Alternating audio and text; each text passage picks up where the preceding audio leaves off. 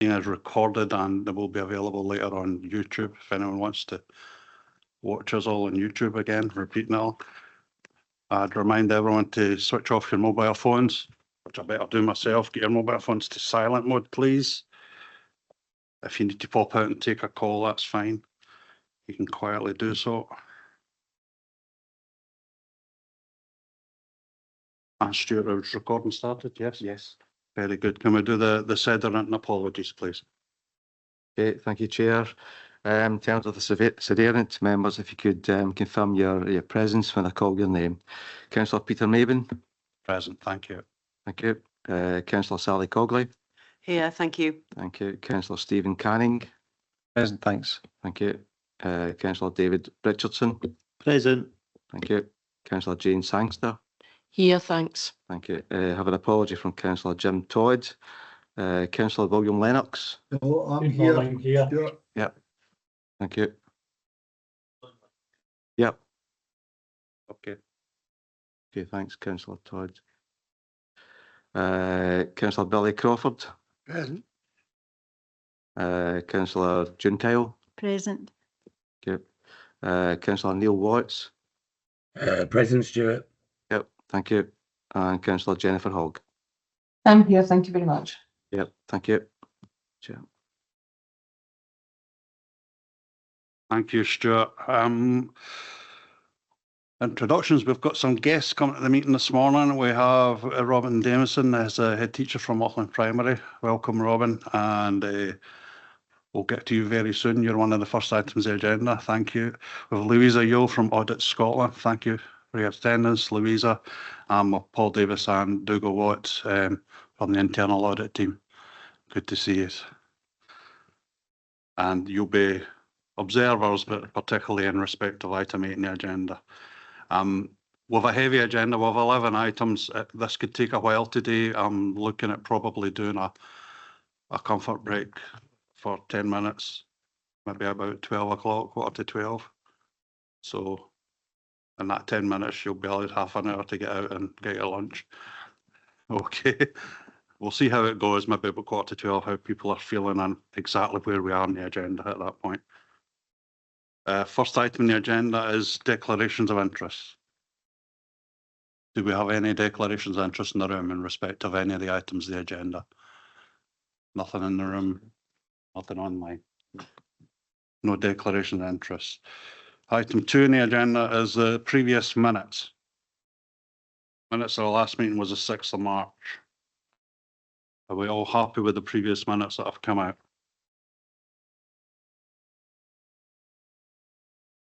Okay, everyone's happy with the minutes. Any matters arising from the previous minutes?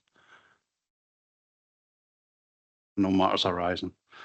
We'll move on to item 3 in the agenda. Thank you. And we're going to Auckland Primary School and ECC, and it's the HMIE inspection report, and it starts page 7 on your papers, elected members.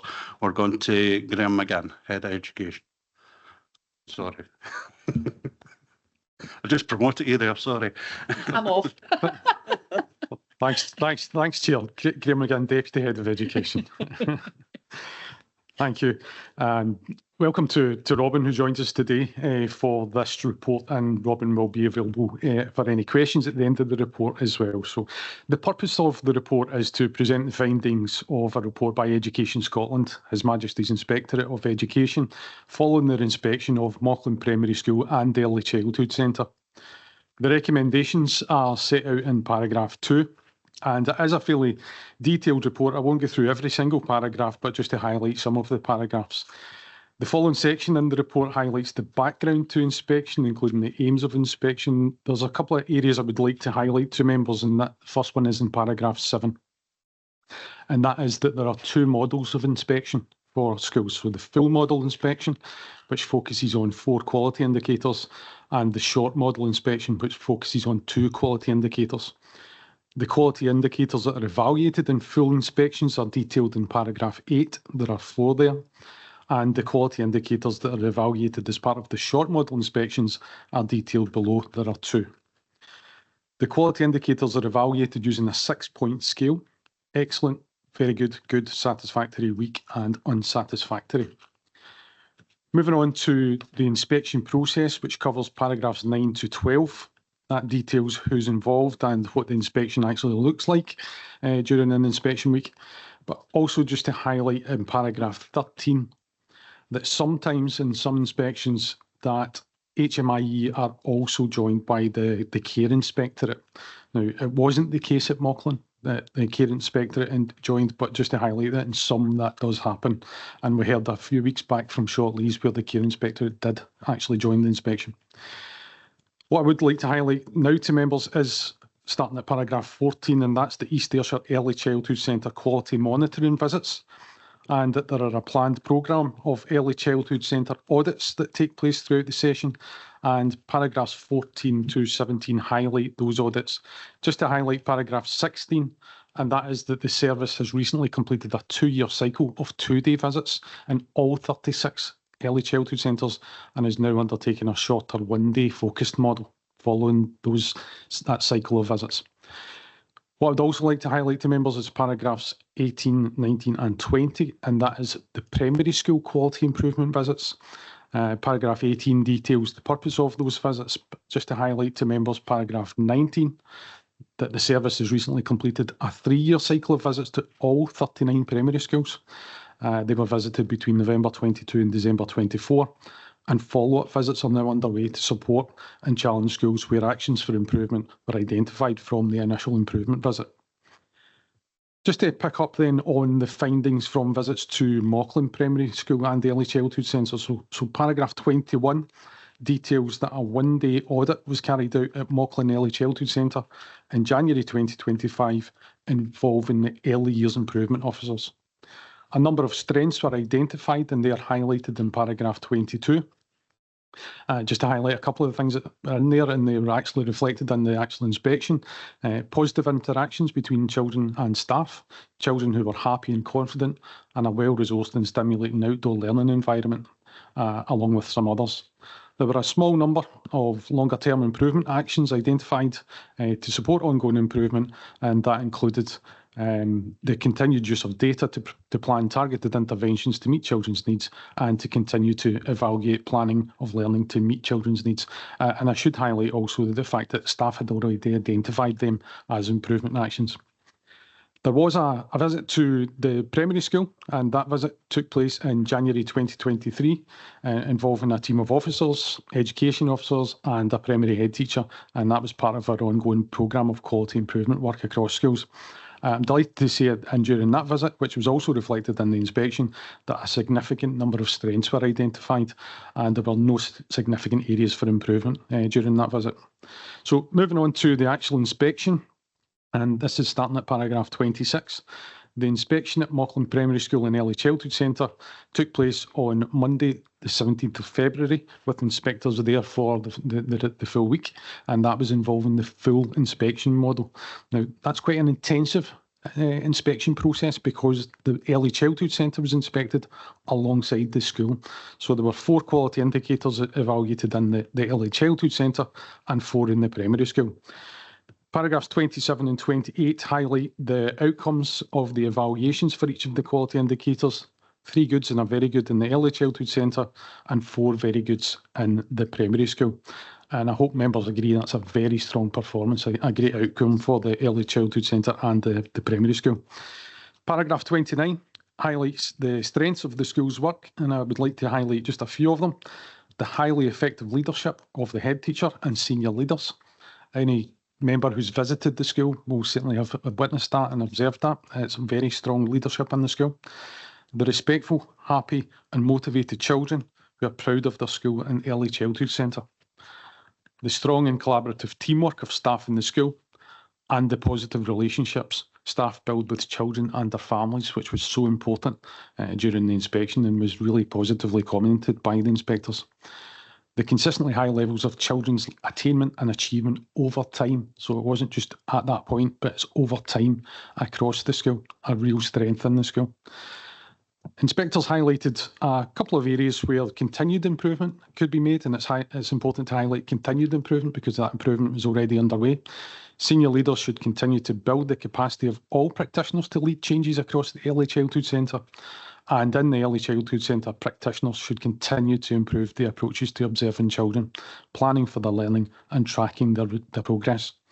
So members, moving on to the response to the inspection in paragraph 31. Inspectors reported that they are confident that the school has capacity to continue to improve and will make no further visits in connection with this inspection.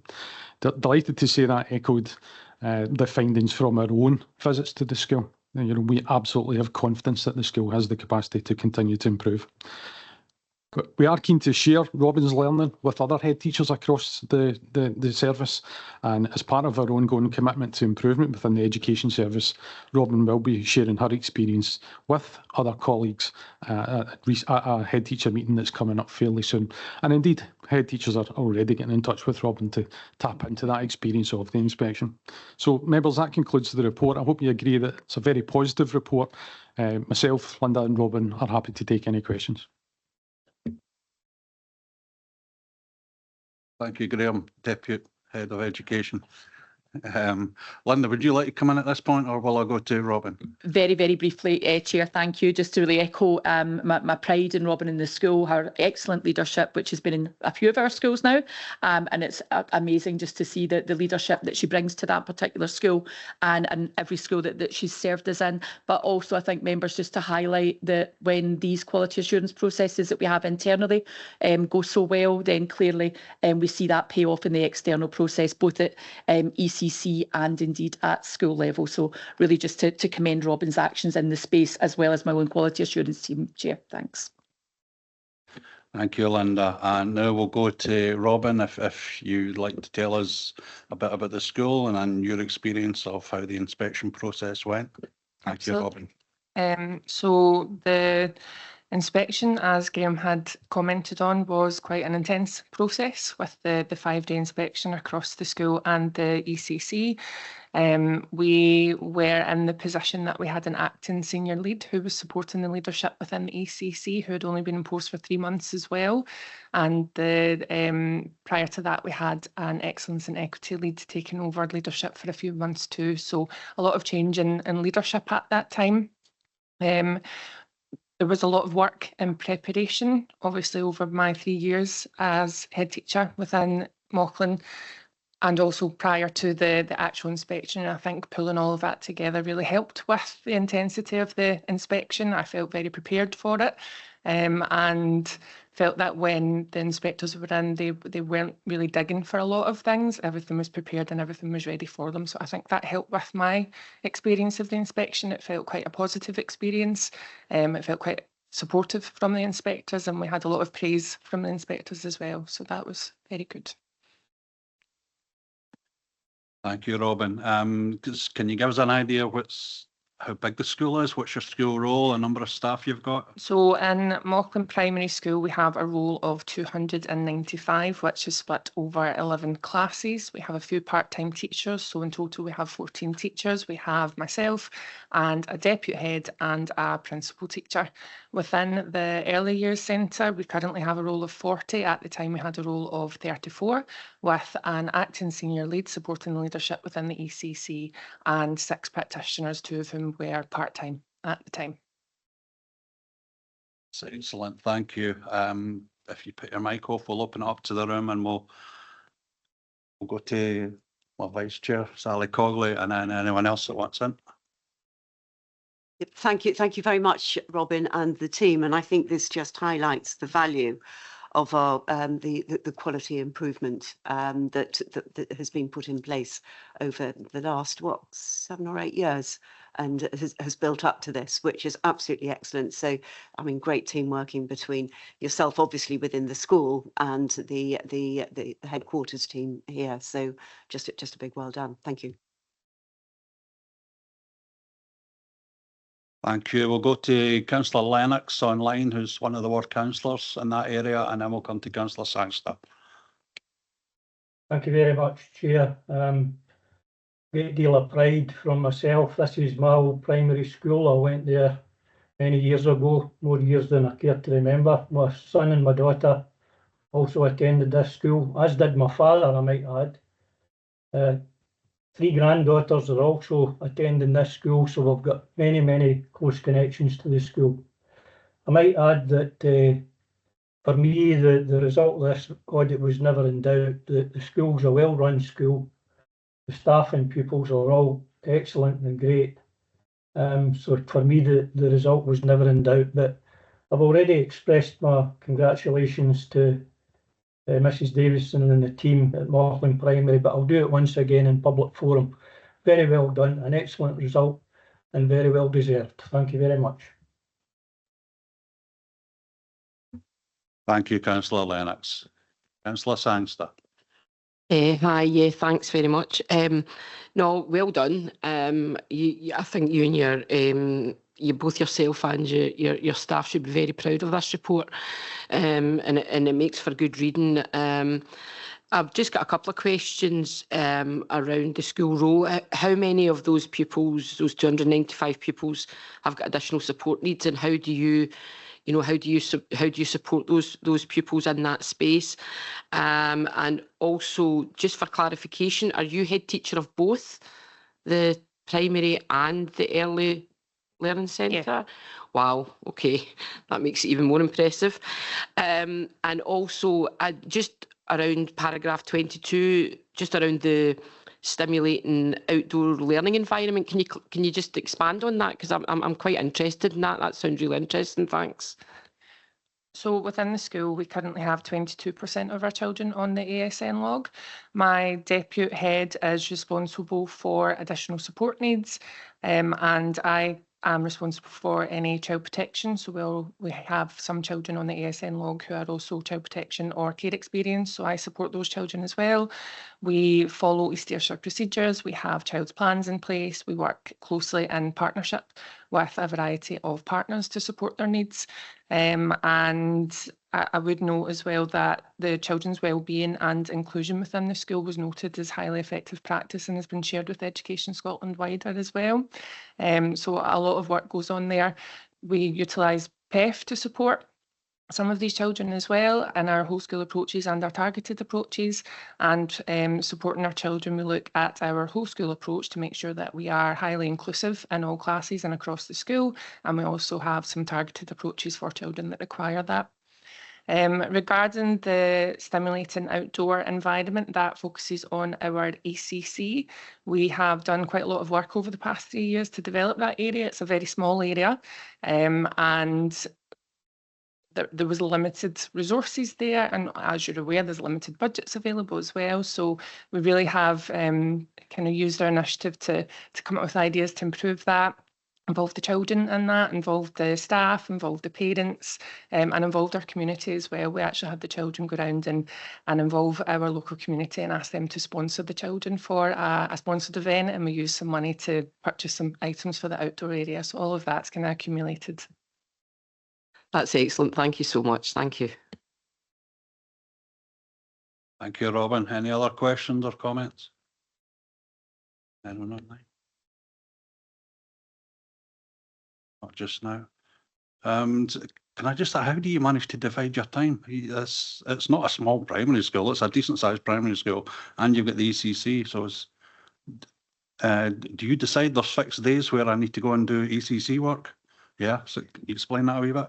Yeah, so my senior lead within the nursery is actually floor committed as well. So she's on the floor with the children half of the time, and then half of the time she has time for management duties. So we have a time once a week where we meet to look at our overview for the year. We have very detailed plans of parental involvement, quality assurance, tracking, everything, and we track that each week and how we need to move forward with that, and what my role is and what her role is. And we also have lots of just general catch-ups, and I pop into the nursery to check how things are going on, as well as that formal quality assurance. Thank you for that. Very good. Linda, was you wanting back in? No? It's a very good school report with the HMI inspection. Well done to Robin, Mrs. Davison, and your full team of staff and the pupils. Well done to them as well. You're obviously doing great work, and the way Linda was saying earlier, I think you can expect some visitors. We're trying to work out how you managed to get 4 very good statements on your report. Well done, Linda.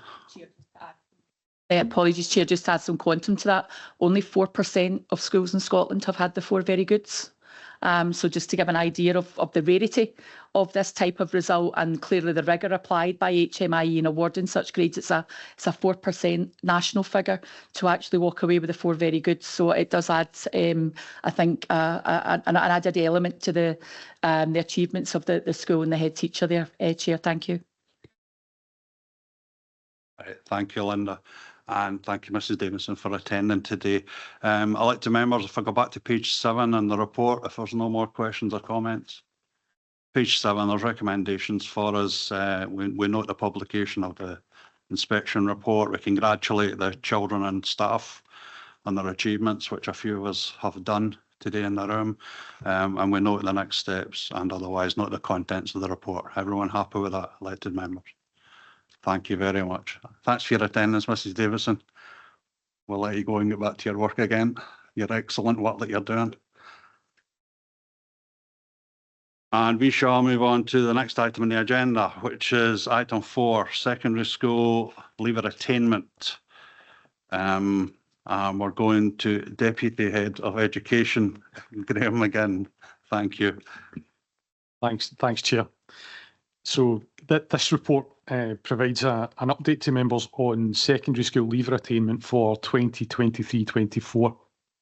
The purpose of the report, as detailed in paragraph 1, also mentions that we use an online tool called Insight, which is published by the Scottish Government at the end of February 2025 for the data that's contained within this report.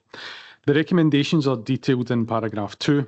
And just to touch on a couple of the technical background details, I won't go through every single one, it's pretty technical. But just to highlight a couple of the technical backgrounds, in paragraph 4, it details the use of a virtual comparator. And the virtual comparator details the characteristics that are used for the virtual comparator in paragraph 4. In paragraph 6, it details that Insight is updated twice per year. The key update that we use is the February update, which details initial destinations and attainment of school leavers from the previous school session. That's referred to as the National Benchmarking Measures Update, and there's details of that in paragraph 6. And in paragraph 8, members, what this does is it tells you that the following attainment data relates to school leaver attainment of school leavers who left school between September 2023 and September 2024. And that's the most up-to-date school leaver attainment data that was being published by Scottish Government at the end of February 2025. So the report links to the vision for East Ayrshire, along with developing the young workforce and the Scottish Credit and Qualifications Framework from paragraphs 9 through to paragraph 13. What I would like to highlight to members is the importance at paragraphs 14 of the school curriculum, and just how important it is to make sure the school curriculum meets the needs of the young people. And some examples of qualifications that young people in East Ayrshire have achieved are detailed in paragraph 18, and we'll come back to a bit more about curriculum as we go through the paper. But in paragraph 18, it details some of the qualifications that young people in East Ayrshire have achieved in 2023-24. So, for example, alongside things like National 5, Higher English and things like that, we've also got things like Award in Volunteering Skills, Employability Award, Personal Finance Award, Foundation Apprenticeships and Leadership Awards, just to name a few. There's lots of others, just to give some examples. So going into the detail of the school leaver data at paragraph 19, and what paragraph 19 does is it highlights to members the leavers by stage. What this does is it shows the number of leavers who left at the end of S4, end of S5 and end of S6. And there's a couple of things I would like to highlight to members. What we've seen in 23-24 in terms of school leavers is a higher percentage of young people leaving school at the end of S4, 19% in East Ayrshire compared to 14% nationally. The percentage of young people leaving school at the end of S5 was 33%, and nationally that's 28%, and also the percentage leaving in S6 is 48%. And nationally, that was 57%. So we are seeing a high percentage of young people leaving at earlier stages, S4 and S5, compared to what we see nationally. Now, that could be a positive and a negative. The positive of that is that because young people are prepared for their destination that they want to go on to beyond school, but also is it something to do with the curriculum offer that young people have in schools, as well as some other factors that I don't think we can disregard, and that would be these young people who are getting to S4 last year, but people who are probably most impacted by the disruption during the COVID period. So there's a number of factors in there that we need to consider when we're looking at S4 leavers, S5 leavers and S6 leavers. What I would like to highlight to members is paragraph 21. And that is that secondary school curriculum developments and highly effective partnership working with partners such as SDS, Ayrshire College and local employers are providing progressive pathways for young people to progress to post-school destinations at earlier stages. So, for example, the percentage of school leavers in S4 who progressed to further education in 23-24 was 59.27%, and that was an increase on the previous year. Similarly, the percentage of school leavers in S4 who progressed to training was 8.87%, and that was an increase from 5.19% the previous year. So we are seeing increases in terms of further education and training. The leaving stage figures are significant in the context of comparing year-on-year school leaver attainment, and the reason for that is highlighted at paragraph 22. And that is nationally, it is recognised that young people leaving at earlier stages might be less likely to achieve with qualifications at higher SCQF levels than those leaving in S6. Now, logically, if you think through that, young people who leave in S4 are unlikely to have sat hires, because that normally takes place in S5 and in S6. So if you're leaving in S4, it's unlikely you're going to be leaving with a hire. It's not the case that nobody leaves with a hire in S4, but it's very, very few. So it's important to highlight that paragraph 22. Moving on to school leaver initial leaver destinations, so positive destinations and where young people go when they leave school. Paragraph 23 highlights that this measure shows the percentage of school leavers who have left school and are in a positive initial destination approximately 3 months after leaving school. We talk in education a lot about positive destinations, and those positive destinations are highlighted in paragraph 23. For example, personal skills development, employment, further education, higher education, training and voluntary work. But we don't disregard or ignore the fact that some young people don't go into a positive destination, and it's important to make sure that they are tracked and engaged to be supported into a destination that's positive when it's appropriate for them. And some of those categories are detailed in paragraph 23. So moving on to paragraph 24. And a very positive message there around about the 95.2% of school leavers in East Ayrshire progressed to an initial positive destination on leaving school. And Table 4 shows the initial destinations figure each year since 2019-20. What you'll see there is in relation to the virtual comparator, the 95.2 was above the virtual comparator. So really what that's telling us is a higher percentage of young people in East Ayrshire moved into a positive destination than similar young people in other local authorities across Scotland.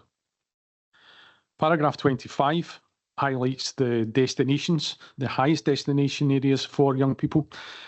So, for example, employment, further education and higher education. And I would like to highlight in the table at paragraph 25, the percentage of young people moving into higher education in East Ayrshire. It was 36.46%, and that was above the virtual comparator and the South West Collaborative. So a high percentage of young people moving into higher education. So paragraph 27, members, did touch on this. It's important to note that the positive destination of school leavers, but there's no room for complacency. At the time of the data collection for Insight, 62 East Ayrshire school leavers were not in a positive destination, and it's important to note that it's possible for some of these young people to have taken up a positive destination immediately on leaving school, but by the time the census had taken place, they might not have sustained that destination. Also, that will be recorded as a negative destination, but it's also the case that some or all of these young people could have progressed to a destination since the publication of the Insight data. Any young person who does not progress to initial positive destination is supported by SDS and East Ayrshire's Opportunities for All team. And throughout this support, young people who were not in a positive destination continued to be supported. to take up a positive destination. And there is ongoing engagement with all of those remaining young people to support them, whilst also considering their own specific individual needs. Paragraph 29 details that it might not be right for some young people, that might not be ready, there might be circumstances that mean that they can't take up a positive destination immediately on leaving school, but that ongoing engagement and support is there to be able to support them into a destination when they are ready. I would like to highlight paragraph 31, and that's the use of the SDS 16+ Data Hub. It's an online resource that enables local authorities to track and monitor the destination status of young people on an ongoing basis. And that Data Hub contains information on 16 to 24-year-olds that can be shared securely between partners, including local authorities, colleges, the Scottish Funding Council and the Department for Work and Pensions. So that ongoing tracking of young people as they move into adulthood to 24 to make sure that there's that ongoing support and engagement to progress them into a positive destination. Moving on to attainment in literacy and numeracy, and that's at paragraph 32. Attainment in literacy and numeracy is a key priority nationally. It's also a key priority for us within East Ayrshire. And this measure shows the percentage of school leavers who achieved literacy and numeracy qualifications at the stated SCQF levels at the point of exit from school. Some real positive messaging I would like to highlight to members, and that's in the table in paragraph 34. And that is, if we look at literacy and numeracy, SCQF level 3, 95.28% of young people achieved literacy and numeracy at level 3 in East Ayrshire. And what you'll see is that's above the virtual comparator, above the South West Collaborative, and indeed above the national figure. So a real positive message coming there around about literacy and numeracy at level 3. Similarly, at level 4, 91.25 leaving East Ayrshire with level 4 literacy and numeracy, again above the virtual comparator, South West Collaborative and the national figures. And also looking at level 5, 71.05% leaving East Ayrshire with literacy and numeracy at level 5, and also above the virtual comparator, South West Collaborative and the national figures.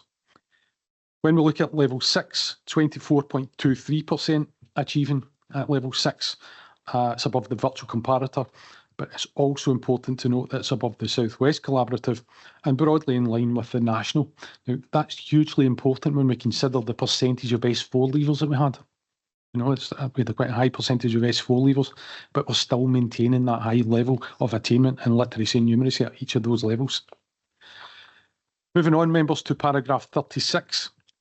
And another key national focus is the number of one or more qualification at each of the levels 3, 4, 5 and 6. And again, moving on to paragraph 37, and that's the table that shows the school leaver qualifications. What we'll see there is that one or more qualification at SCQF level 3 on leaving school, 98.22% in East Ayrshire, and that was above the virtual comparator, SWAIC and the national. And then if we look at one or more at level 4, 96.52 in East Ayrshire, again above the virtual comparator, SWAIC and national. Moving on to level 5, 84.29 in East Ayrshire, and at level 6 we'll see at 60.37. Now this is where we'll see the impact of the S4 leavers coming through, because I mentioned at the start that S4 leavers are unlikely to achieve a higher qualification, and we're seeing that coming through in the figures at the bottom of paragraph 37. Paragraph 39, members, I'd like to draw your attention to, and that is that, I touched on this earlier, the curriculum offer for young people is significant in raising attainment. So what are the opportunities for young people within our schools? And I would like to draw attention to an approach that's been developed at Grange Academy. Just to give an example, there are similar approaches in other schools, but just to give an example, at Grange Academy, as part of ongoing consultation with young people regarding their preferred post-school employment routes, engineering featured prominently in responses from young people. Now, the school used labour market information, including opportunities arising from the Ayrshire Growth Deal, to develop a curriculum to provide opportunities for young people to achieve qualifications in engineering. And there's details within paragraph 39 to explain that. But what they are aiming to do is to provide a pathway from S3 all the way through into senior phase S4, 5 and 6 for young people to develop skills and certification in engineering that would support post-school transition, either directly into employment, further education or higher education. So members, paragraph 41 summarises the findings from the report. So there are a number of positive messages arising from the data, including the initial destinations figure of 95.2%, achieved through strong partnership working and ongoing focus on young people to support them into positive destinations, and that ongoing tracking that takes place in engagement with young people who do not progress into a positive destination when they leave school. So that ongoing tracking and engagement all the way up to 24. The curriculum developments and pathways that have been developed by East Ayrshire schools. I've just mentioned one example at Grange. There are many others, but just to give an example at Grange. Attainment in literacy and numeracy at all SCQF levels been higher than the virtual comparator, South West Regional Collaborative, and in almost all levels higher than the national performance. And attainment and qualifications at all SCQF levels, supporting young people to progress to positive destinations on leaving school. So the final point, members, is paragraph 42. And we are very proud of each and every young person and their achievements, regardless of whether that was at National 4 level, higher level, National 5 level, regardless of what level they achieve. We also wish to recognise the support and encouragement that young people receive from their parents and carers, their teachers, support staff and partners. So thanks, members. Happy to take any questions. Thank you, Graham. Before I open up to the members in the room, can I just ask members, if you're going to ask a question or make a comment, can you refer to the page and the paragraph that you're referring to, and that helps everyone in the room follow along the point or the question you're trying to make.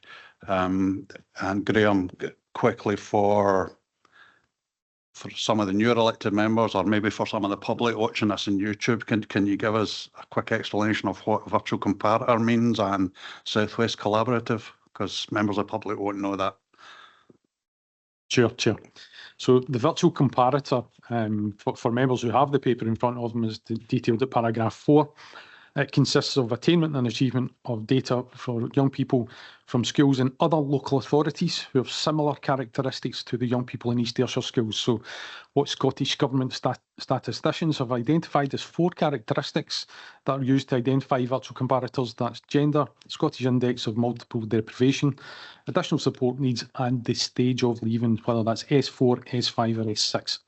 And for each young person in East Ayrshire, 10 matching young people who have these characteristics are randomly selected from other local authorities across Scotland. And an average of their attainment is calculated, which allows a comparison between the East Ayrshire school leaver and the virtual comparator made up of the 10 matching young people across Scotland. We've no idea who they are. They're totally random. They could come from Aberdeen, they could come from Dumfries and Galloway. We don't know who they are. It's matched anonymously, and that process is carried out for all young people in S4, S5 and S6. And that allows us to have a comparison to say, well, this young person in East Ayrshire in relation to their virtual comparator, have they performed better, the same as, or worse than? And it gives us a way of being able to identify strengths and further areas for improvement. What's the South West Collaborative? Sorry. South West Collaborative is the regional collaborative that we are currently assigned to. That's ourselves as East Ayrshire, South Ayrshire, North Ayrshire and Dumfries and Galloway. Thank you very much, Graham. We'll go to Councillor Cogley first, and then Councillor Canning and Councillor Kyle. Thank you.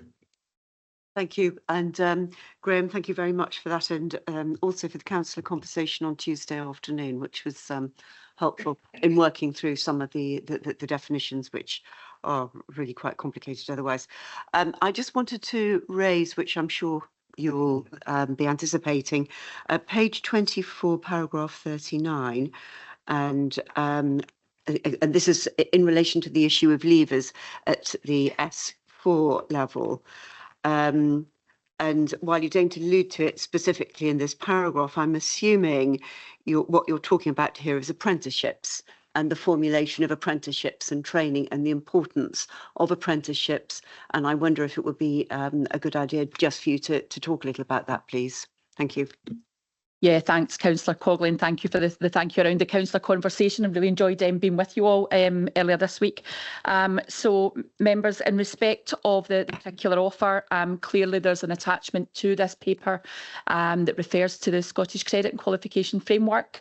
And for us in East Ayrshire, it's very much about moving outside of what could be conceived as being the traditional offer, that being the sort of National Fives, the Highers, Nat 3s, etc. And we've been pushing with all of our schools to really think as widely as possible about what the best fit for qualifications is for our young people. And as you'll see in the piece there around about Grange Academy, that part about, you know, using National Progression Awards. In Councillor Congley's direct reference though, we as a council, as members will know, have invested heavily in the modern apprenticeship direction, both at council level and outside, in respect of local business. And the same could be said also around about the graduate apprenticeship posts. We're also very proud to advise we're one of the first authorities to move forward with the foundation apprenticeship, which we were actually able to deliver during COVID in several schools, despite the fact schools were effectively closed to young people. But where we find ourselves at the moment, members, is really hoping to expand foundation apprenticeships and that offer at level 4 and 5, because young people will come to school if there's something relevant there for them. But what we are having difficulty with just now is being able to move forward at a national basis on the foundation apprenticeship at level 4 and level 5. There's a very small selection of foundation apprenticeships at level 5 at the moment, but these would be ideally suited to our young people in S4. So we are pressing on. We had a head teacher with us at the councillor conversation. What we are saying to our secondary head teachers, clearly, because it is that age, is to move forward with absolute confidence that as an education leadership team, we will back them in taking some brave decisions in this space to move away from what might be seen as a traditional curriculum offer, because if it's not right for the young people, what the young people will do is vote with their feet, and we're actually seeing that on a national stage at the moment. So ultimately, what we want to rehearse with members today is that fact that our secondary heads have absolute due diligence over that curriculum offer, and indeed the knowledge, the safe knowledge that they will be backed up in terms of taking those brave decisions, despite some slippage, I would say, nationally in terms of education reform, despite the extensive range of reports that have been made available to us. Thank you, Linda. Councillor Cogley, you're back in. Yeah, thank you, Linda, very much for that. So I guess what you're saying is that if the foundation apprenticeships were more widely available, our S4 leaving figures would probably be different. I think nationally they would be different. I think what we know about young people, they want to go out and make money, they want to be active, they want to be relevant to society. So ultimately any programme, particularly in authority with deprivation that we have, any system that's earn as you learn is going to be a popular one. And, you know, clearly we do have bursaries for young people to stay on at school in terms of EMA. But long story short, the more that we can do in this space to promote, and indeed if we think about pathways for young people, I know there's several colleagues online and in the room speaking specifically about engineering. If we can get them locked into some of these interests at the back end of third year, we're going to keep the young people with us, but we need to really think in this space. So what we are doing is evidence with Grange.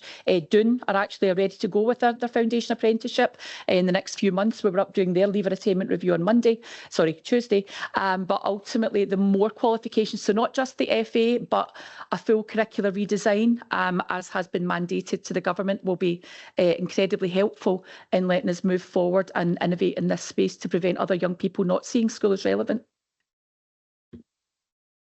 Thank you, Linda, for that reply, and thank you, Councillor Cogley, for the question. Councillor Canning, were you next? Thanks, Chair. Thanks, Graham, for that report. Excellent report. Thanks. Just a couple of questions. I did have a conversation with you before we started, but going to page 19, paragraph 23, I suppose the one thing that's missing from me there for positive destinations is self-employed, and I was interested to see whether we kept any data on how many of our school leavers, you know, went straight into self-employment, because it's not going to be a very large number. Maybe there's none, but I mean, it's maybe something we can look to change, because every entrepreneur that comes out of school can be you know, multiplied in terms of East Ayrshire. So can maybe pick up that conversation afterwards. Second, sorry, I asked a question, but I did ask Graham, and I don't think that data is available. Maybe we can get that data at some point in the future. Second question, obviously, is, I mean, as we alluded to, it's an excellent report, and there's not a lot of leavers that don't go to a positive destination, but it's not significant, but it's not insignificant. It is a number that we try to look after. East Ayrshire Opportunities for All team, could you just give us a little bit of information about that? How it's resourced, what they do, and that'd be great. Thanks. Thanks, Councillor Canning, and through you, Chair. So ultimately, Opportunities for All teams, so again, mandated through our East Ayrshire Local Employability Partnership, and a lot of members in here will know colleagues like Marjorie Harvey operating clearly through SL36, SL66. So the LEP oversees that particular piece, and that's where we are joined by colleagues in Economic Development, SDS, because clearly that even though we are education, we still work with young people up to 24 in that particular space. And as Graham highlighted in the report, Councillor Canning, you're absolutely spot on. It would look to the naked eye. I'm always looking at the 4.8%, so what's happened to the other young people? But this data changes on a daily basis, and it's actually, if we were to look at it now, it's changed significantly, but it's obviously a snapshot in time that's taken its census as to where the young people are. But what I'd like to do is to reassure members is that through that team, there's very few young people. Unfortunately, a couple of the categories for non-positive members are slightly odd, you might feel. One of them's pregnancy and the other one's actually incarceration. So if a young person goes to prison or a young offenders institution, that's other places where they can be negative destined. So and mental health difficulties. So not all of it is associated with employment in the job market. Some of it is strongly associated with health conditions, or indeed at the very, very thankfully thin end of that wedge, potential incarceration. So there are some young people that we can't change the destination for in terms of, well, clearly we're working with partners when it's mental health, clearly pregnancy is a different case, but ultimately where incarceration or YOIs come into place, then there are some young people where we can't change that. But safe in the knowledge, SL33 and 66, etc., work all summer. So even though the schools might be closed, and we've actually got colleagues operating in the space all summer long, and I know many members in here have been along to a lot of the summer activities and the graduations that we have at the end of that space. So yes, we're absolutely continue to work with the OFA team through our LEP, through David McDowell's team and other colleagues to actually push forward in that particular space. So just reassurance that we're all over them. Thanks. Thank you, Linda. Thank you, Councillor Cannon, for the question. Councillor Sangster, would you want that? Oh, it's Councillor Kyle, sorry. Thanks, Peter. Thanks for the report, it's great. You've answered one of my questions already, Linda, because I was going to ask if they still get bursaries to stay on at school. But it's still available for, that's great. But I really understand why people are leaving the fourth year, because some of them just don't want to go to school. And they have got places to go and things to do. I met up with 6 S4 pupils at Robert Burns. Few wee problems, nothing massive. These kids are great, absolutely fantastic. Anyway, the next one, the one already low, the positive destination thing worries me, because there are some young people who you can't help. They're just there and there's nothing you can do for them. Where do we go for there? They just don't want to do anything. I'm going to refer back to Marjorie Harvey. So we do have young people who are maybe reluctant to do something, but she seems to have very clever ways of engaging young people. And some of this, Councillor Kyle, is direct door knocking. I'll be very honest. We never deem any of our young people hard to reach. If they're hard to reach, then we're not going in the right direction. So I feel with this one, it's very much about taking that innovative approach and having those colleagues available to us on a year-round basis, which not many local authorities can actually cite in that particular space. But there's also that partnership piece in SL33 that I know you've all seen, which is the involvement of colleagues from housing, Barnados, vibrant communities, the Leisure Trust, clearly. So there's that piece around about partnership, because if one of us is failing to get in, now they're not going to open the door to me, but they're likely to open the door to Marjorie Harvey and say, do you want to come along and meet some young people and do X, Y or Z over the summer? So we try everything we possibly can, Councillor Kyle. There are some young people who are a wee bit more difficult to engage than others, but we do take the view that we don't stop trying. So I think that the bottom line is it's one of the things we can be very proud of as a council, and I mean that as a council in partnership rather than just an an education service. I think it's that piece about keeping going and keeping trying to engage those young people in something. Might be small steps, baby steps to begin, but again, and with the advent of SL66 in the Nether Third area to serve the Barony campus in particular, we've now got that innovative space where young people who would not even have thought about going to school are actually turning up and showing up. We've got eyes on them, which is another big piece to prevent vulnerability or other services having to become involved. Yes, SL66 is very impressive, I have to say. I've visited it a couple of times. Great kids at it. Thank you, Councillor Kerr, for the question, and Linda as well. I believe the zone in Dalmelton is also doing some very good work trying to encourage young people into employment and training.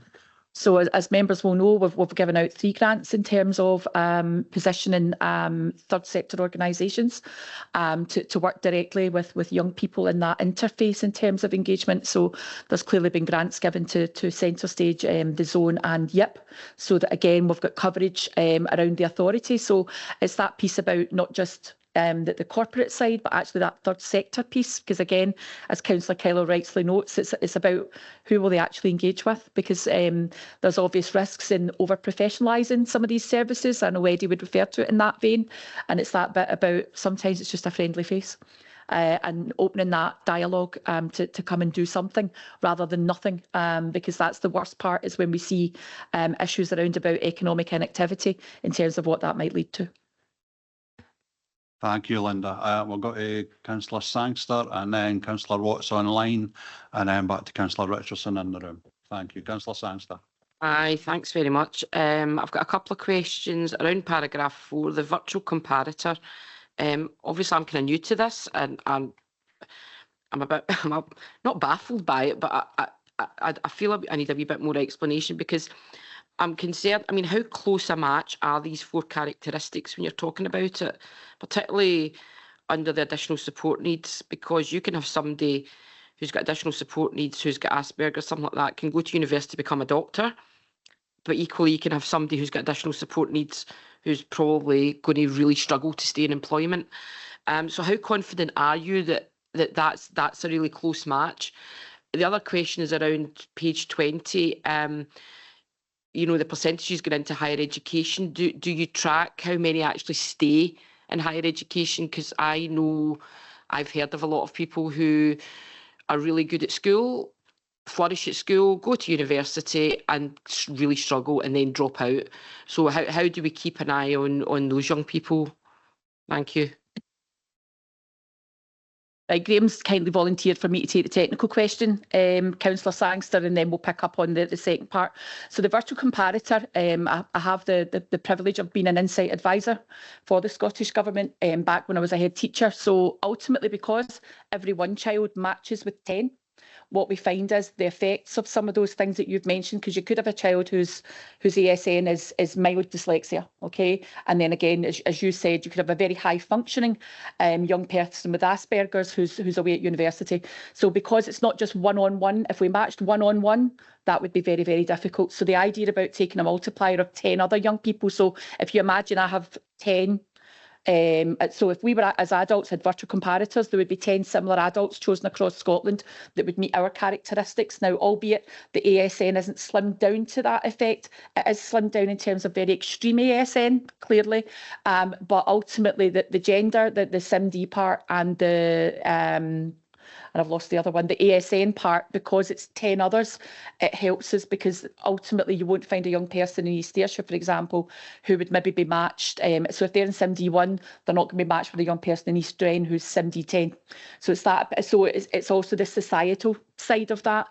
FSM is also a really good measure in there. Okay, so it does perform well. So when we first tested all of this, FSM performs really well, but you've also got parents who could have free school meals. Sorry, I've just done it. I said I wouldn't. That don't claim it.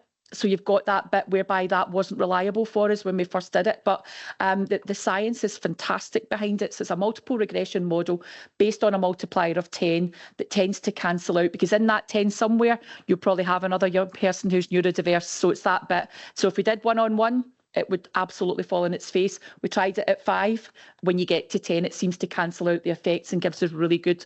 And as you see from our own vault, so every young person as a virtual comparator times 10, but we also have it as a local authority. So every young person in our authority becomes 10-10 when we look at our virtual comparator. So the children have a virtual comparator, the school has 10, and we have 10. Now, we don't have 10 other local authorities. They're all centred back to the young people that are chosen by the computer. So I hope that helps. I know it's horrific. No, that clarifies it. Thank you. I'll maybe move on to the next question. I'll bring Graham in. So we do get information on young people leaving university. What we find now, particularly because a lot of university classes are online, and in school, clearly it's quite hefty contact in terms of that teacher-pupil relationship, that a lot of young people do go to university and struggle. So ultimately they'll come back to us through the 16+ data hub. So we get information if a young person presents back that's dropped out of university. But the good thing is, I think the universities are wise to this now as well, and starting to move in that space around about more person-to-person contact. Now, I know the tutorial model works for that, but I think so many young people, and as you know, colleagues, we've also moved to have an advanced higher online system in the main. So not most of our young people, sorry, a lot of our young people do advanced hires online, and that's much better preparation for them actually going to university. In a sense, it's not as good as being with the teacher all the time, but getting used to some online provision is not a bad thing when they hit S6. So we have found that's also been of assistance, but it's a really good point that you make, because dropout levels are very, very high. Not just for East Ayrshire young people going, but nationally in that space. Thank you, Linda, and thank you, Councillor Sanster, for the question. We've got Councillor Neil Watts online, please. Thank you, Chair. Thank you, Graham. Thank you, Linda, for an excellent report. One of the questions that I'd like to ask, obviously with S4 pupils that are leaving because they obviously don't wish to go on to S5 and then obviously subsequently into S6.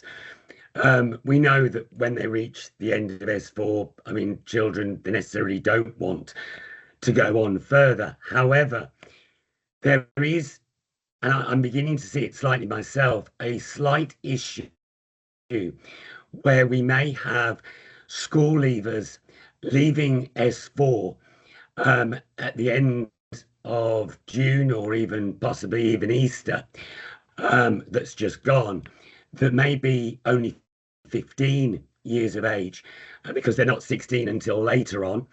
We know they can't claim or get their national insurance numbers to 3 months before they're 16.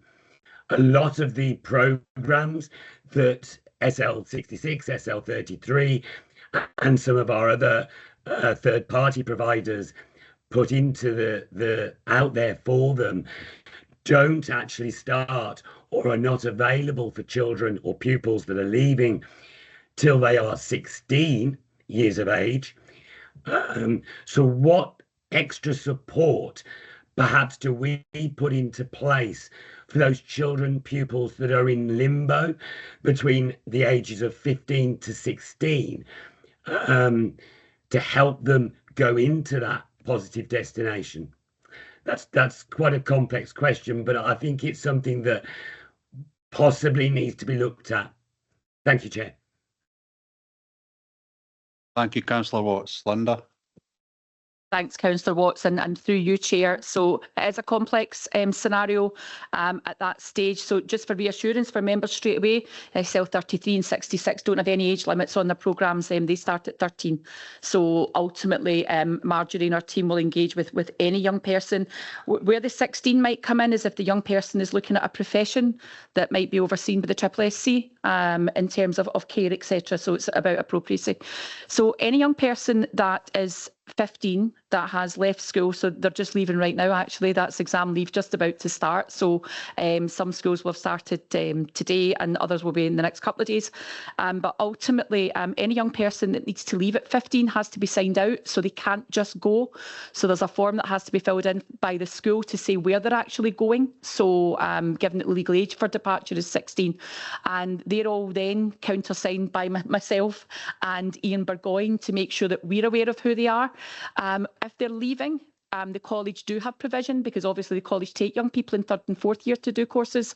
So if they're going on, for example, to do a hospitality NC and they're only 15, they have to be signed early exit across to the college. But the earning for them doesn't start, EMA wouldn't kick in until 16 in that particular space, because technically they're still funded at school level and we would be working with the college in that space. So the good news, Councillor Watts, is there are processes around about that piece in terms of young people not being in limbo, because actually they can start their college course at 15, provided it's not an age restricted course, which I'm sure you'll understand some of the reasons for in terms of, you know, care of young people. If they wanted to do like nursery, early years practitioner piece, they would need to be certain ages and whatnot, because they enter those at a certain stage. So there are processes there, and the school has to sign those young people off if they are leaving prior to 16. That's a process. They can't just go out. So they need to get a leavers form, and they need to do that appropriately with the school. So there's a process that sits around that one.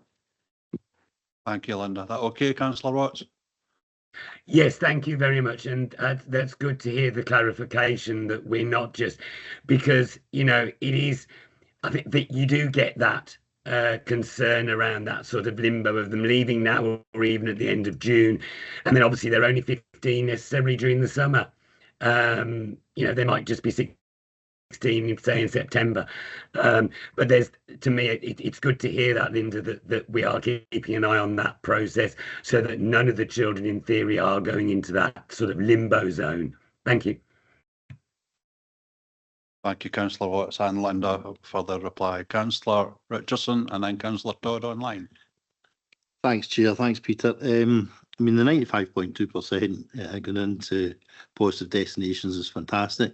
I actually think that some of the 4.8% might just be the fact that young people, having brought up 4 myself, young people tend to mature at different stages.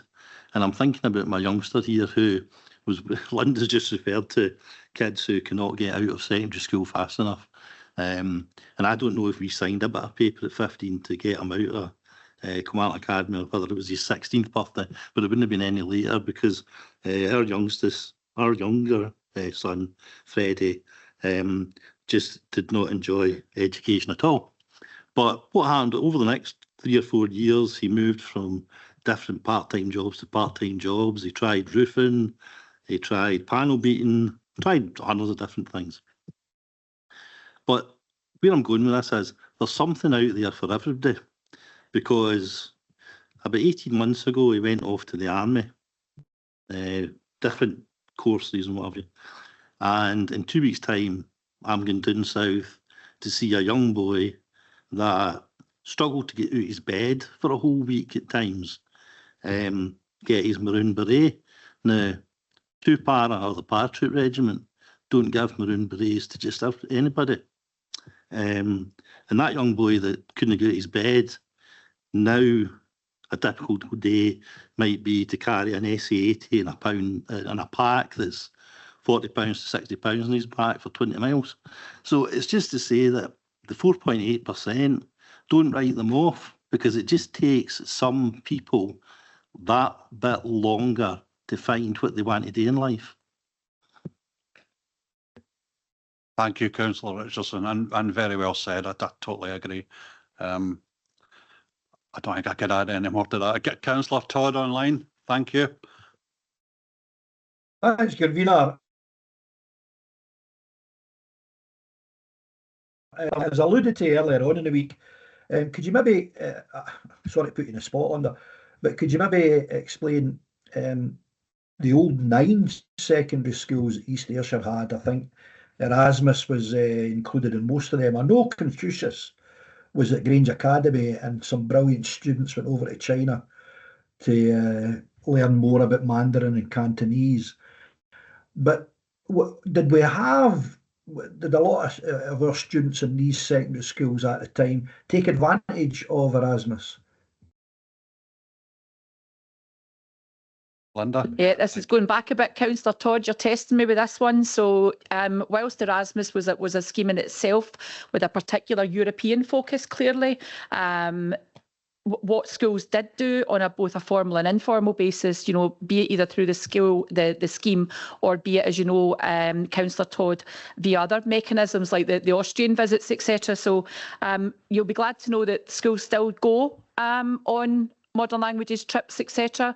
They tend to be more informal now. We do still have the visiting Belgian students as well, Councillor Todd, that I know you'll recall very fondly, and some of those exchanges there. But given the Brexit piece, you'll also understand that the modern language sector is suffering hugely in terms of uptake and relevance. So again, young people will look at what they feel is relevant to them, and given the whole Brexit piece, you've seen an FE level, so and an HE level in terms of the languages courses are suffering at a university level, but they're actually also suffering at a school level in that space, Councillor Todd. So whilst maybe not directly linked to Erasmus and prior Erasmus funding, because we don't have it anymore, there are still activities going on. In fact, I think I've got a school heading for Paris very shortly for a cultural trip, but ultimately the young people still get the opportunity to visit places abroad, and we do still have the likes of the Confucius Hub in terms of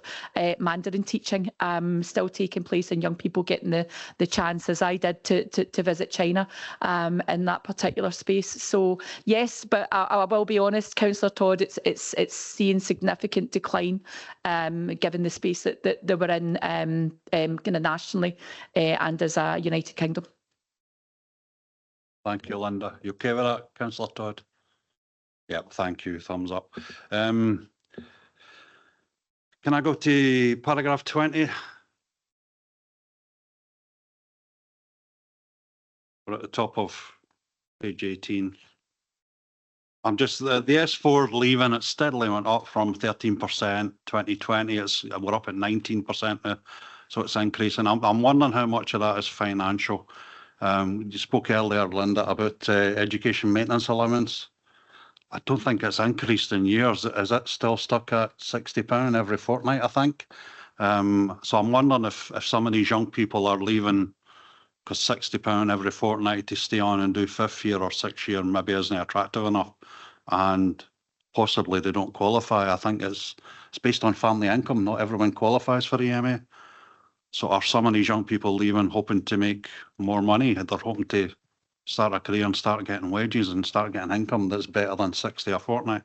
Thank you. Yeah, EMA is still 60 a fortnight, so can absolutely confirm that, and that's all based again, and there is a qualification for that as well that the young person has to be attending. So that's the other piece there, that the young person must attend to actually achieve that. There's a certain percentage that they need to be in school, illness aside, so clearly there are some caveats there, but ultimately we're seeing this increase in S4, and again you can see in some of our figures in the report, Chair, that a lot of that is for employment and further education. They want something different. And certainly post-COVID, and again, this primary one that are just about to come in, these are the COVID babies, so the 2020 young people are just coming in now into P1, and these S4 are the young people who were in P7. So ultimately, what we're seeing now, 5 years down the line, is that ripple effect of doing things differently. And again, I'm really hankering back to my secondary schools, having that complete autonomy to offer what they think's right. During this period where education reform doesn't seem to be forthcoming. We need to go and do this now for our young people in East Ayrshire to make this happen at pace. So we want more young people to stay with us if they possibly can, but there are young people that just want to go out and learn and do a job, and that's to be commended, and it's also potentially a lot of the success of developing the young workforce. So there are real positives to that being 19%, but there are inherent threats there as well if a young person then falls out of that destination. Thank you, Linda. Councillor Richardson. I don't want to put words into your mouth, Chair, but I think where Peter might be coming from is it would be interesting to have more detailed information on those exact kids, Linda, because what I'm thinking is there could be families who are in low paid employment where the pressures on the kid to leave at that stage in their life, basically so that they can take up further low-paid employment because the family's desperate for income. And then you're in this cycle where that particular family never break out of that low-paid part of the workforce. But it would be good to know if, and I would like to think, that they were leaving for better opportunities. And I know capturing that information would be difficult, but there is part of the workforce where from mum to dad, son to daughter, grandson to granddaughter, they never seem to be able to break out of that cycle of being a family that are just in low paid employment. And I know there will be kids where there's pressure coming from parents to, look, you're not doing anything at school, you're not getting qualifications, we need you working to bring in another wage. And that's pretty sad if those wages are always at the low end of the spectrum. Was that where you were coming from, Peter? Well, thank you, Councillor Richardson. I was kind of thinking as well that possibly that going to college or go to university, the grants or the bursaries are higher than £60 a fortnight. So it gives them a wee bit more money and a chance of a better qualification. Apprenticeships obviously would be very attractive as well, where they're actually getting a wage and doing training. I'll pass to you, Linda. Would you want to comment on that? Really difficult for us to. So what we do know, so we go to all of the schools to look, and we were in Dune Academy the other day. Now the issue for you will always be that where these numbers are small, that data will be suppressed. Okay, so to give you an idea, Dune had only 9 young people who left in S4, so that data is suppressed on the databases, etc. So it's really up to us as educators and as partners around about the room and as elected members to build that aspiration in young people.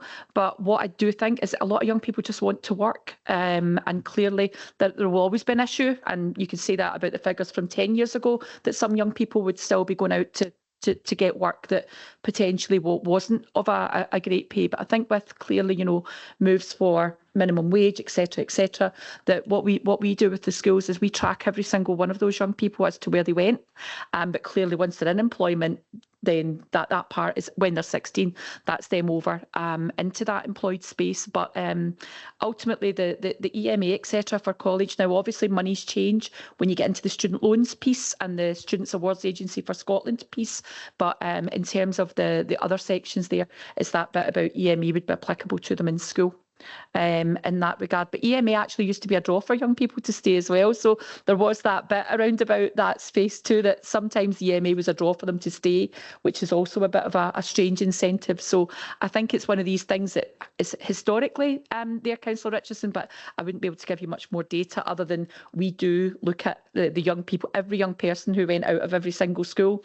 We were in Robert Burns yesterday doing that forensic analysis, doing the other day, we're in Grange tomorrow, looking at all these young people and where they went and was that the right thing for them, because if it wasn't, then it's back to the school to look at what do we do to work with those families to raise those aspirations in that space. Thank you, Linda. Councillor Sangster. Thank you, Chair.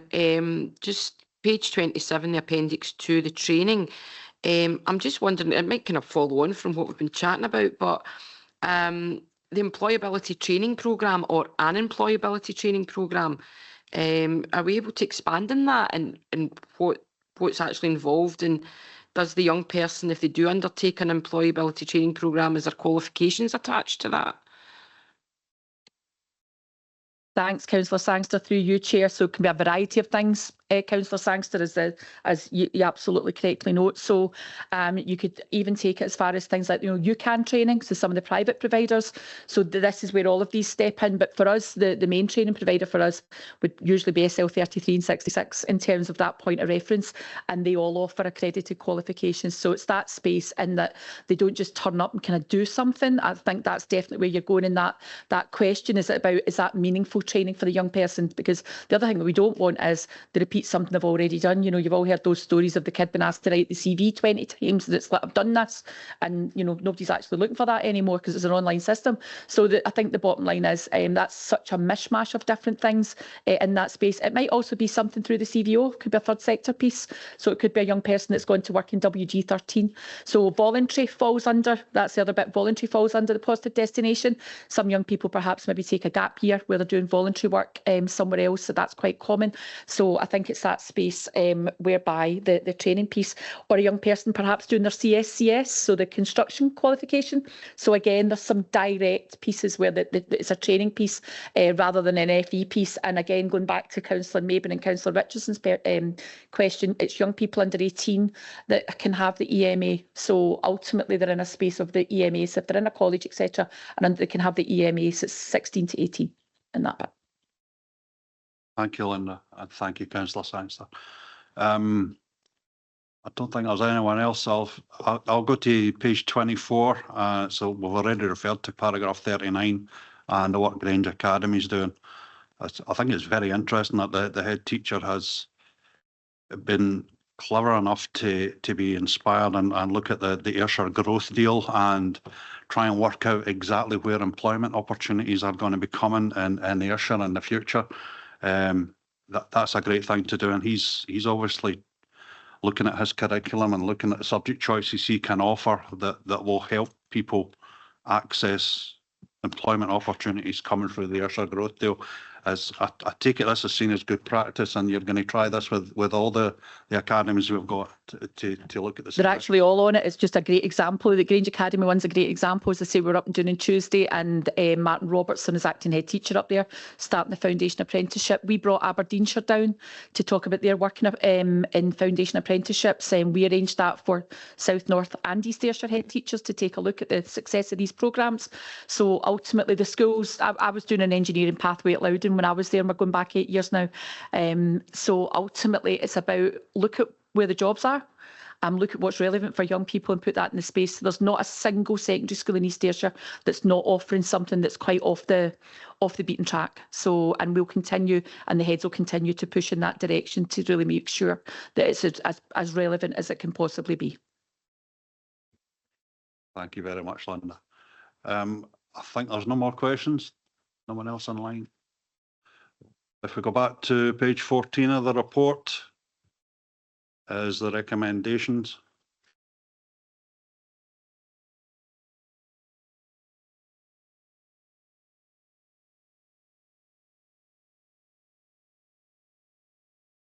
And the recommendations are there in paragraph 2. I'm not going to read them out. You'll all see them. They're in your papers. Recognise destinations, positive attainment, and otherwise note the contents of the report. Congratulate the young people on all their achievements.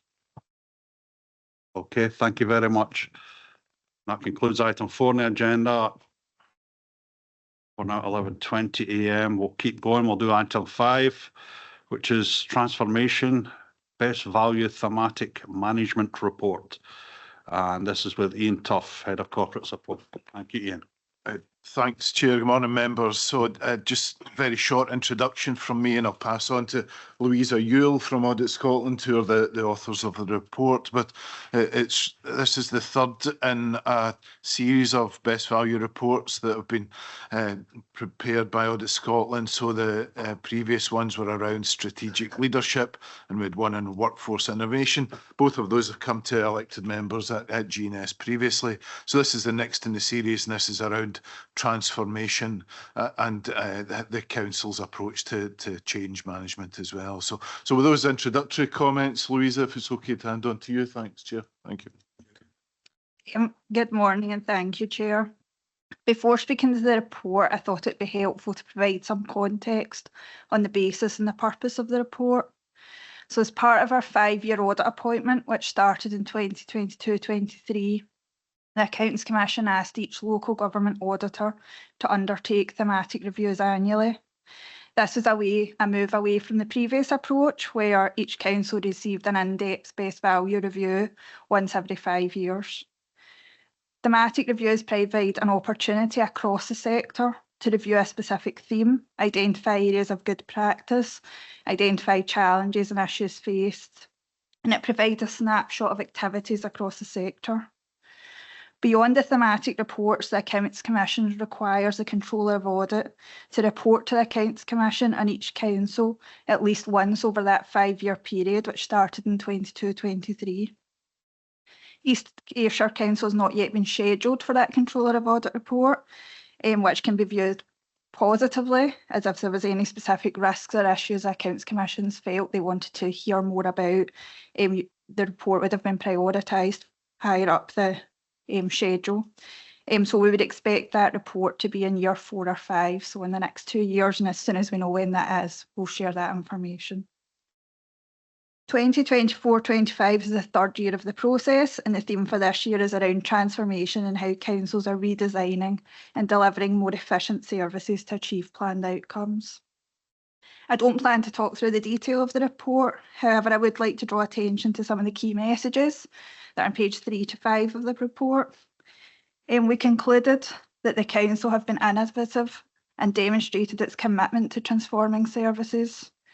As you'll be aware, in 2024, the council set up a £40 million 10-year reserve, which was to support a programme of change focusing on early intervention and prevention, with an aim to reshape future demand in council services. In previous best value reports, we've reported on the council's long-established culture of self-assessment and improvement, and the council's maintaining its focus on continuous improvement. Within the report, we reflect on the fact that the council's moved away from a standalone transformation programme, and that transformation's embedded within service delivery. And this is a positive step that the council have taken. As part of the audit, it did prompt a lot of discussion around how transformation activity and its impact is evidenced and tracked and reported to members. It isn't obviously as clear as a standalone transformation programme that you're separately reporting against. And so there is maybe some work for the council to continue to do to make sure that it's explicit, the outcomes that are achieved from transformational activity. It is also important to note that the impact of transformation activity isn't always about financial savings. It can be about increasing activity levels or improving or enhancing experience of service users and the service levels that are provided. Within the report, we have 2 recommendations that are noted in the appendix at the back of the report. The first recommendation relates to the reporting of benefits achieved from transformational activities. The council have shared plans that they have to develop a new performance reporting framework, which will be aligned to the council's strategic framework. And this is going to be developed in 25-26. And it will provide oversight of transformational activities, benefits realisation and impact assessment. And this will provide further context to members of the public and to members of the council, not only in transformational activities taking place, but also the benefits that are being realised from this work. The second recommendation is around strengthening the arrangements around equality impact assessments and the completion of these early stages of projects to inform policy and strategy development and ensure up-to-date information is available. It's important that the council ensure maintain evidence and retain it to document decision-making around when equality impact assessments are undertaken, and in instances where full equality impact assessments are not required, so that the rationale for this decision is well documented.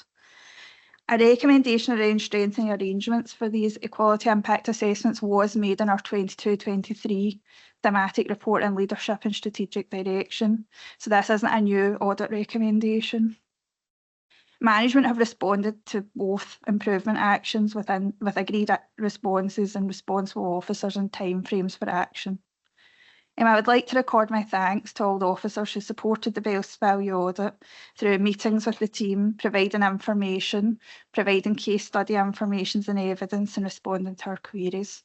And I'm happy to take any questions. Thank you very much. Want to go first? Happy to. Yeah, Councillor Cogley first. Yep, thank you very much for that. So page 48, under the heading Exhibit 1, Early Intervention and Prevention Fund. What, in practical terms and in terms of how this will roll out into our communities, so that if I'm asked by a constituent, what does this actually mean? What is this? Because it's kind of rather generalistic terminology that's used here, and I don't know what we're actually trying to do. So in terms of the detail of how the money will be spent, I think probably an officer would be better placed to answer that. But what I would draw attention to is the fact that a lot of councils have, the £40 million is made up of two main things. One is the reduction in employer contributions for the pension fund, which was a 2-year arrangement through Strathclyde Regional Pension Fund. And the second was around the service concession arrangements. And that was it was a change in accounting treatment that was allowed over a fixed period of time, which was in place last year. A lot of councils have used that money that they've saved for everyday expenditure to fund everyday expenditure, whereas East Ayrshire Council have taken a strategic decision, and it's the correct decision to take, to use that money in the best way possible to change how people interact with the council and to try and make the council financially stable over a longer period of time. Thank you very much. Ian Tuff. Thanks. Just to add to that, Louise has explained really well the methodology behind that £40 million. I suppose, Councillor Cogley, you'll be interested in what some of that money is going to. And we've already heard some examples today of where that money is going. So the Three Fairer Future Partnership project, so that's Centre Stage Yet World in the Zone that we talked about earlier, about supporting young people and supporting people out of poverty. Some of that money has been used, some of the 40 million over the next 2 years has been used to support those third sector organisations deliver some of that early intervention prevention activity to try and get some of that benefit from that to be over a longer period of time, but providing money up front. So that's probably a good example, Councillor Cogley, of where some of that money has went. The proposals around about that 40 million, the fund, the development of the fund has really come through the budget process each year. That started, I think it was last year, Colin, if I'm right in saying. So that's where the decision making started around that, where full council approved all of that as well. But grateful to Louisa for that explanation too, and the support for the approach that we've taken here, which I do think is the right thing. Thanks. Thank you, Louisa, and thank you, Ian. Colin, would you want in on this, the same subject? Thanks, Chair. And just to sort of support the commentary by Louisa and Ian already, this is a sort of integral part of our sort of longer term financial strategy, doing something very different that I think as a council we're quite proud of, that we are taking a different approach, as Louisa pointed out. The many other councils simply sort of took the sort of funding, and it was sort of saved through the sort of pension opportunities and the service concessions to simply bridge gaps for a few years.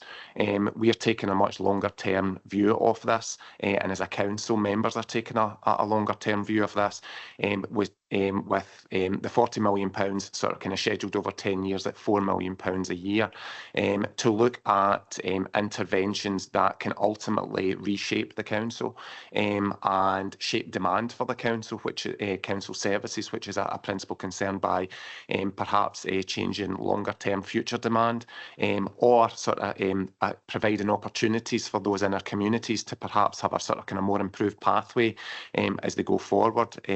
This some of the, I think there's about £10 million over the first few years has been committed on initial projects, but again those projects will be monitored to determine whether they're proven to be successful. One of the biggest of which was the commitment at the budget process this year for £4.5 million over the next 3 years from the Jobs and Training Programme as well, to invest in our youngsters. So it is an innovative approach. It is forming a sort of major part of our annual budget process to look at a longer term position and to sort of say ultimately sort of factor in the financial restrictions that we have while going forward, and sort of try to sort of attack and sort of reshape the council to reduce demand and improve the sort of outcomes for our communities.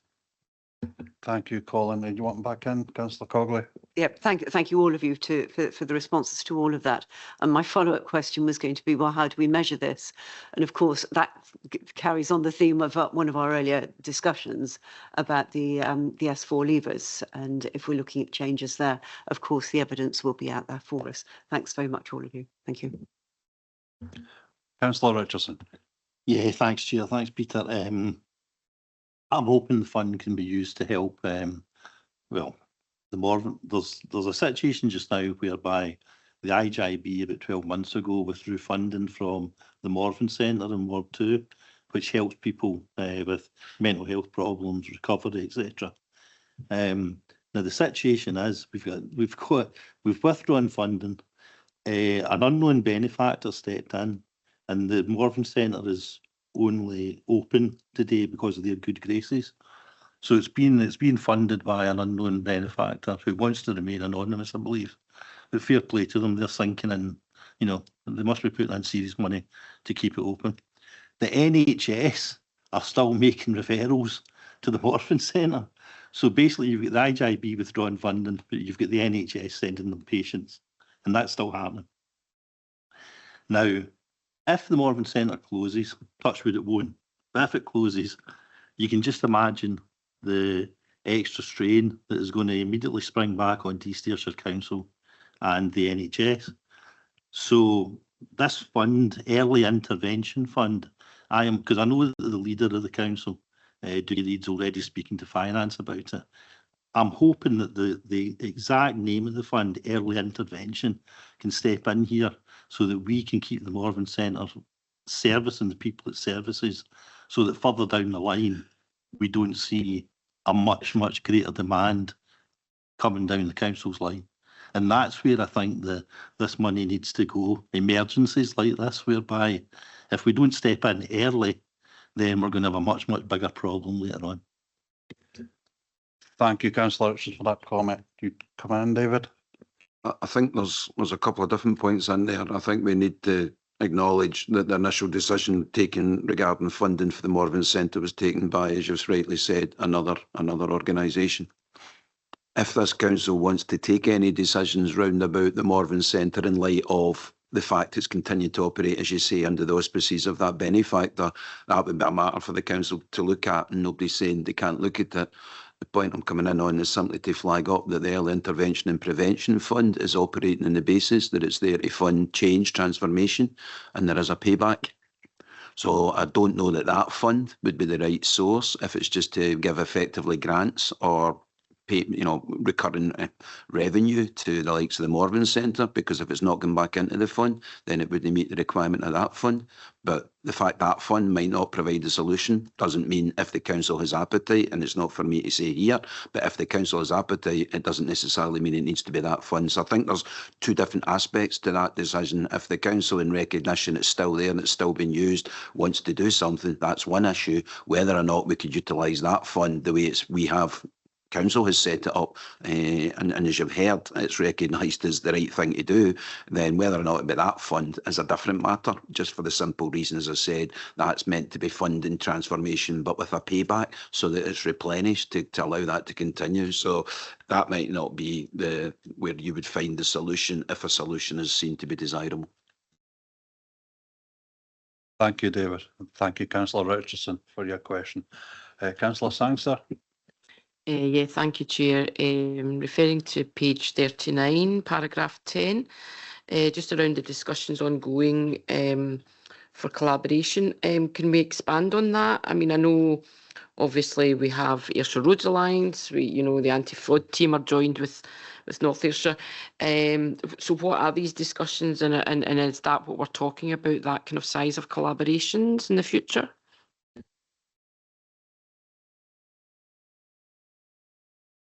Ian, good luck. Thanks, Chair. Thanks, Councillor Saxon. No, it's a good question. I think it's probably a similar comment that will be in other council best value reports. Louisa, am I right in saying that as well? So it is consistent across the three councils. It is, I suppose, setting out an intent to look at reform as a way of helping councils to absorb some of the pressures that are on us, challenges. So it's a case of, there are quite specific examples in here. You mentioned ARA. We've got shared arrangements clearly as well. We have an Ayrshire economic strategy, so the three councils signed up to that. So there are probably opportunities, I think, that we've yet to fully explore or maximise, where we could do more together. And I think the intention behind that recommendation, and that message, key message, is very much around that strategic intent to look at doing things collectively more often wherever those opportunities are. So that's the direction of travel. It's certainly something that we are keen to explore, because just the size of the financial issue on East Ayrshire Council, never mind when you add on South and North, means that we do have to think a wee bit differently going forward. Councillor Sangster, but good question, thanks. Yeah.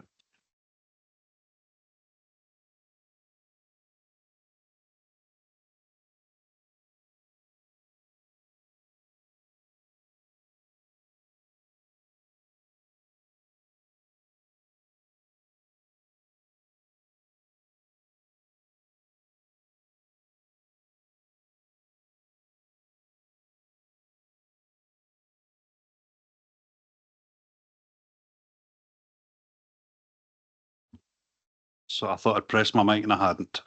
Apologies. Page 52, the recommendation 1 on the report.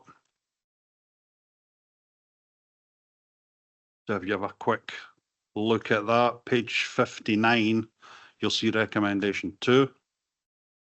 Again, it's highlighted in blue. It's about equality impact assessments. So that's the crux of the report and the recommendations going forward. If you go back to page 33, elected members, and paragraph 2's recommendations for us: consider the content of Audit Scotland's report on transformation, note the improvement actions, which were the 2 highlighted, and note the actions incorporated in the Council's local code of conduct governance improvement plan. Are we happy with these recommendations, elected members? Thank you very much. That closes that item in the agenda.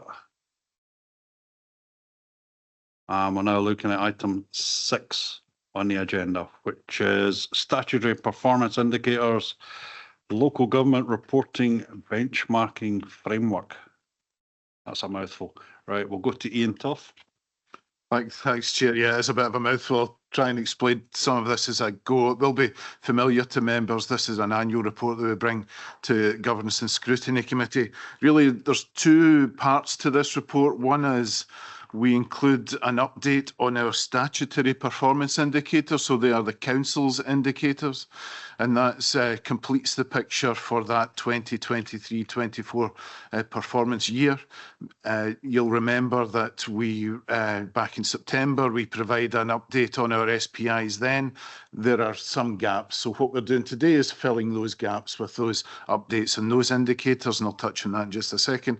And the second part of the report is to provide to members the position around the local government benchmarking framework. So that's the performance as compared against all other Scottish councils in most cases for most indicators. So that's the 2 main parts of the report, but I'll just take the opportunity, Chair, as well to highlight a couple of areas as I go through. It's not my intention to go through every single indicator. I think there's 108 of them in total, so that's not the intention. But I did want to draw out a couple of key points for elected members' attention. So first, at paragraph 5, one of the things that we are required to do, the Accounts Commission issue called an SPI direction every year. I'm really just taking the opportunity here at paragraph 5 to highlight that the Council's self-assessment arrangements have been noted as good practice nationally. Louisa touched on this in the Best Value report as well. This is our arrangements for being self-aware and knowing where we've got improvement work to do, knowing where we've got strengths as well. So it's really encouraging for the Council to be noted in those terms, and that national guidance has been an area of good practice. Second point to highlight then, as I mentioned, Chair, the first part really of this report is around our statutory performance information, and that's our SPIs. So paragraph 11, we note that we did present the first suite of indicators back in September, and that was incomplete. So we have 55 SPIs. In September, when we reported them, there were 6 areas that were incomplete. So as a As an exercise in completeness, then, we use this opportunity to highlight those or to provide the information around those 6 indicators that were not available for reporting last year. So they are listed from paragraph 12 onwards. You'll see there are 6 of them. There's one on school meals. At paragraph 14, you'll see winter maintenance. Paragraph 16, energy performance. Paragraph 19 covers planning applications. Then all the way down to paragraph 27, it's destination of school leavers, and we've clearly rehearsed all of that earlier this morning as well, Chair. And then lastly, again, educational attainment, which we've covered already. So with those 6 indicators now being available, that completes the performance information for that year 2023-24. The other area, if you wouldn't mind me just taking a moment to touch on paragraph 39. One of the previous external audit recommendations on the council was around about how we make performance information more accessible to an external audience. So we've done a lot of work on this as well over the last 6 months, and we've now on our web pages we now have visualizations of our performance dashboards. So that's been really I was going to say exciting. I don't know if everybody's as excited as me about it, but maybe external audit, Louisa. But it's not exactly entertainment, but it is now a much more visual way of representing the council's performance, and that's been thanks to work with our finance and ICT colleagues who have let us use the functionality that Microsoft 365 has brought and let us do that. The next part of the report, Chair, is at paragraph 40, and these are the LGBF, the Local Government Benchmarking Framework Indicators for 23-24.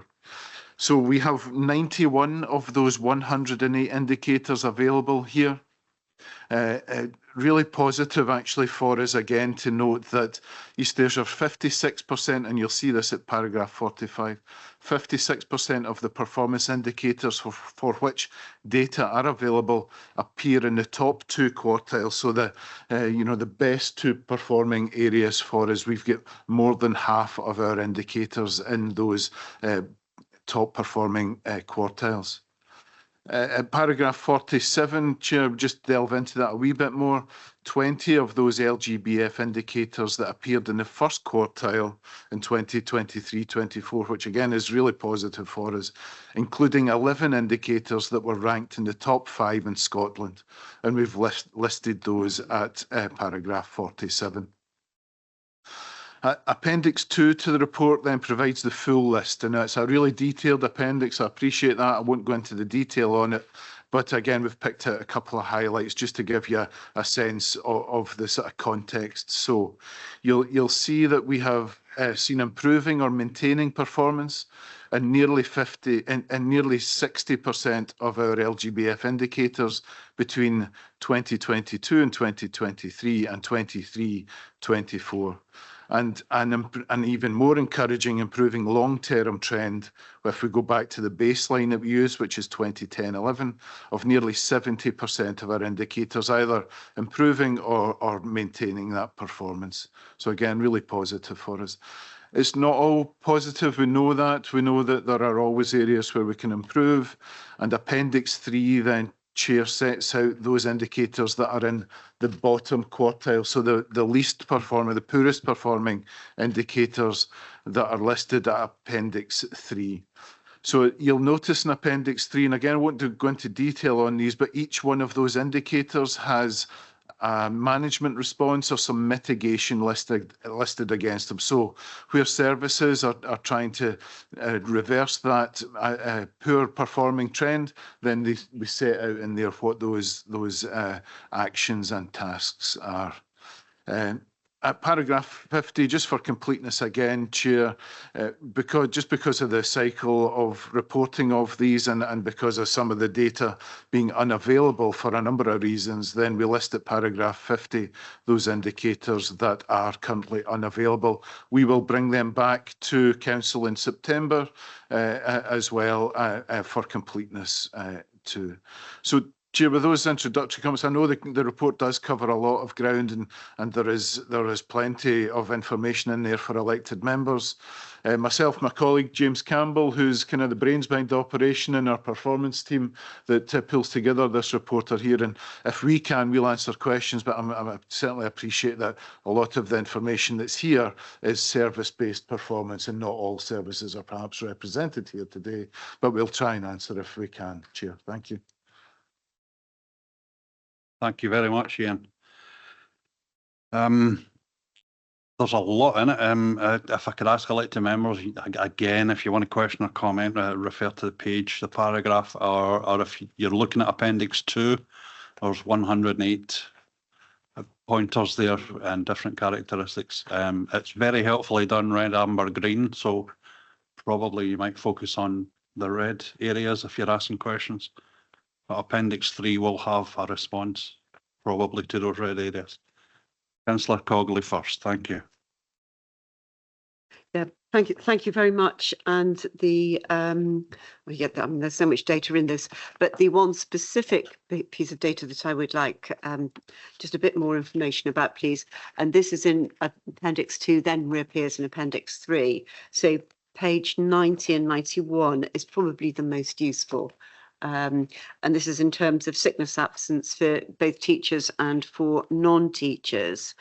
And unfortunately, Amanda's not here to speak on behalf of HR. And of course, this is an area that I know we are looking into. But I think when it has now been highlighted nationally that we're not performing well in this, perhaps if we could have some commentary, Ian, thank you. Thanks, Chair. Yeah, no, thanks, Councillor Cogley. And yeah, it is an area clearly that members will be interested on, and it is a declining trend for us in terms of both teacher and non-teacher absence. Probably to give a bit of reassurance to elected members, and conscious as well that ahead of People and Culture is not here today, but these are measures as well that are reported regularly through East Ayrshire Performs.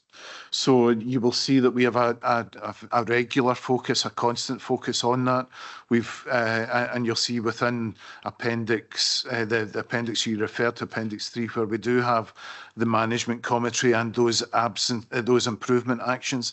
You'll see there is a lot of attention being given to this to try and reverse that trend and to get it to an improving position. So we've actually increased the resource supporting absence management within the council, and I think already that's beginning to show some real positive outcomes. So we hope when we report this back that you will start to see certainly a shift in those performance numbers, but also importantly seeing the impact on services of having an improved absence position. So yeah, that's probably I think Amanda would go into it in much more detail, and happy to perhaps provide more detail to members on it. But there is a lot of information in that appendix that does show the improvement actions that services are taking. Thanks. Yeah, thank you very much for that. Thank you. Thank you, Ian. As I know HR are working hard to try and get absence levels down, both in teaching and non-teaching staff, and generally across the whole council. Councillor Sangster. Yeah, just along a similar line, I think page 88, just looking for some reassurances on obviously education and pupil attendance. Obviously we need to kind of look at that and look at the reasons why pupils aren't attending, etc. I'm hoping maybe Linda could maybe kind of give us some reassurance around that. I see the Education Scotland paper, improving attendance, understanding the issues. So it would be nice to get just some more clarification, around that. Thank you. Linda. Thanks, Councillor Sangster, through you, Chair, and again, a reason why I wanted to stay for this particular paper, given some of the commentary in here. So I've been very public on this matter, that we do have a huge attendance issue in East Ayrshire. Specifically, we do find ourselves in the bottom ranking in Scotland around about that particular piece, and given some of the societal difficulties and deprivation that we face. What I would say is the spread, colleagues, is not huge. The Scottish average is 90.3 right now, so I'm clearly, I won't go into the statistics behind this, but I don't favour quartiles being used for this particular measure. I don't find them effective in that space. So we're 88.3 and the Scottish average is 90.3, so we're 2% off the track. So going into what we're doing, we've held symposia on attendance to which elected members and families and young people have been invited to try and understand some of those issues. Going back to the Education Scotland paper, Councillor Sangster, that you rightly identify, so we've got several schools working directly, both from a perspective, we have it front and centre in our improvement plan, and it becomes all the more ironic when you see how well our young people do and attain, given the difficulties that we've actually always had with pupil attendance. If you look back in those figures there, colleagues, you'll see that, you know, clearly there's been a decline since COVID. That's a national phenomena, but it's also one that we don't shy away from in education. So we've got several schools right now working directly on the national piece in terms of attendance and getting young people into school, but there's also huge prevalence of ASN, which is also impacting on pupils coming to school, mental health, etc. But again, we don't take those as being excuses, we take them as opportunities in terms of, well, what do we need to do to change?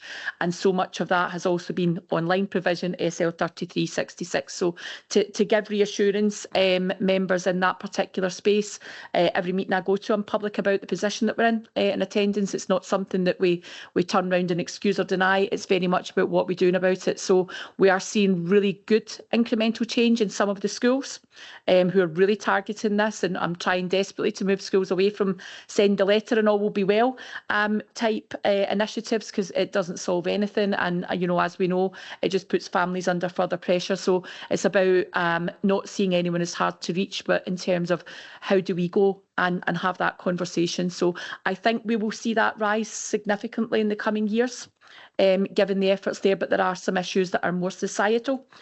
So whilst they're measured in education, they're also quite a big societal indicator in that space. So we do find ourselves 2% under the national march on this one, but I think it's really important in the space that, you know, clearly some of the limited use around about median and quartiles in this space isn't perhaps the most helpful. And Ian and I have had significant discussion in that space. But at the end of the day, we take where we are really seriously, and we're doing all that we can to promote that positioning back into school. Thank you very much. Thank you. Thank you, Linda. Did you want to add something there, Ian? Are you okay? Thank you. Councillor Richardson. Thanks, Chair. Linda, can I just ask a question? See, on absence, like take the three secondary schools in Kilmarnock, Grange, St Joseph's, Kilmarnock Academy. Do we drill into what the individual absence rate is at each of those three schools, and then look at what, you know, the best of the three is doing best practice wise, and then try and share that with the other two? And is there a major, when you look at those three schools, is there a major difference, or are they all much of a muchness? I'll straight away answer the bit, are they much of a muchness? Absolutely not. So despite the fact we see St Joseph's up in one of the as you heard the other day in terms of their own results, one of the top performing schools now in Scotland, but St Joseph's suffers worst from the attendance phenomena, because obviously St Joseph's takes from the entire East Ayrshire as a catchment area. So if a young person misses a bus in Muirkirk to come to St Joseph's Academy, therein lies a huge issue. So context is everything in that particular regard. Grange and Kilmarnock are fairly similar in terms of profile. So I have officers who provide me with reports on a almost daily basis in terms of what those attendances look like. But at a school level, there's also that drill down to individual pupils to look at patterns, you know, the old Friday absence, that type of thing. Patterns, clearly, there's another issue out there around about parental holidays that, you know, is not for here today. But, you know, again, families struggling to take their young people on holiday, and clearly some of the exorbitant pricing that's put towards them in terms of that space when it comes to the summer holidays, and these all skyrocket. So there's such a huge phenomena around about school attendance in the space, but Kilmarnock and Grange are fairly similar, but St Joseph's has a different profile. See, the thing in know that I want to get into an argument here, Linda, you're probably going to win it anyway, but see, the thing about holidays though, are the holidays no cheaper than the Scottish schools are on holiday? Because they get dearer when the English schools go on holiday, but obviously the summer holidays are different. No, so a Scottish family should be able to take their kids away cheaper during the Scottish holidays? Because there isn't the same demand. That the Scotland- phenomena that we would see would suggest that parents go just before the holidays come. So even on a Scottish basis, the holidays do get dearer. When the Scottish holidays come, there is a crossover with the English and Welsh holidays in July before they split. But clearly that we do see a phenomena where parents will take the young people out early to perhaps get a few days in advance of those dates. So we always used to get a lodge cheaper down south through Haven holidays or whatever during the Scottish holidays. So Scotland is only 1/10 of the UK. So when the English go on holiday, the demand rockets. But so they should be able to get a holiday cheaper when we're on holiday. Yeah, our stats shows that the UPH code, as we call it, is significantly increased just on the approach to a Scottish school holiday. We do see a phenomena in that space, but it's not the most significant reason for non-attendance. I wouldn't even begin to go there in that particular regard. But in terms of secondary school attendance, to go back to the initial question, St Joseph's has the most unique context in that regard, because all of East Ayrshire is its catchment, whereas Grange and Kilmarnock academies have a much more centric catchment area to the particular campuses. And then you see year-on-year phenomena as well in terms of when young people get through different year groups. So it's an incredibly complicated picture, but we have colleagues in schools working on this every day, and plus central officers such as my own statistician on this one every day. Thank you, Linda. Thank you, Councillor Richards. I don't we're not going to get into a debate on the price of holidays. We're going to get an expert on the price of holidays. I had one was paragraph 16, page 64. But unfortunately, I don't see anyone here from Ayrshire Roads Alliance. But they've managed to do well there. They've got the cost of winter maintenance gritting has decreased 13%. So well done to them. But I was going to ask how they've managed to do that, because they're also saying that they've gritted the same amount of roads. So how they've managed to get their costs decreased is quite interesting. And I wish one of them was here to answer. Ian? Chair, we can ask for a wee bit of detail behind that and circulate that to all members. But yeah, it's certainly a positive figure for them. So I'm sure they'd be interested in sharing some of that with you. Yeah, thanks. Chair, not to detract for that one, but well, the length of the roads always remains the same. Obviously, the weather has a major bearing in how much grit needs to be deployed. So some of that can literally be a windfall that you can make a saving 1 year to the next if the weather's more clement from 1 year to the next. So it may just be not to detract from any positive comment or outcomes or performance, but it is one of those where the weather is a big bearing in what we actually have to do, and therefore what we actually incur by way of cost. As Ian says, we'll get confirmation and circulate. Thank you, David. So just a mild winter, although it's the same length of roads, probably didn't need done as often. Yeah, thank you. Any other questions, comments? No. No one online? No. We'll go back to page 62's recommendations for this item on the agenda, paragraph 2. And it's note the update, Council's performance 23-24. Note the Council's comparative performance compared to national indicators relative to other councils. Otherwise, note the contents of the report.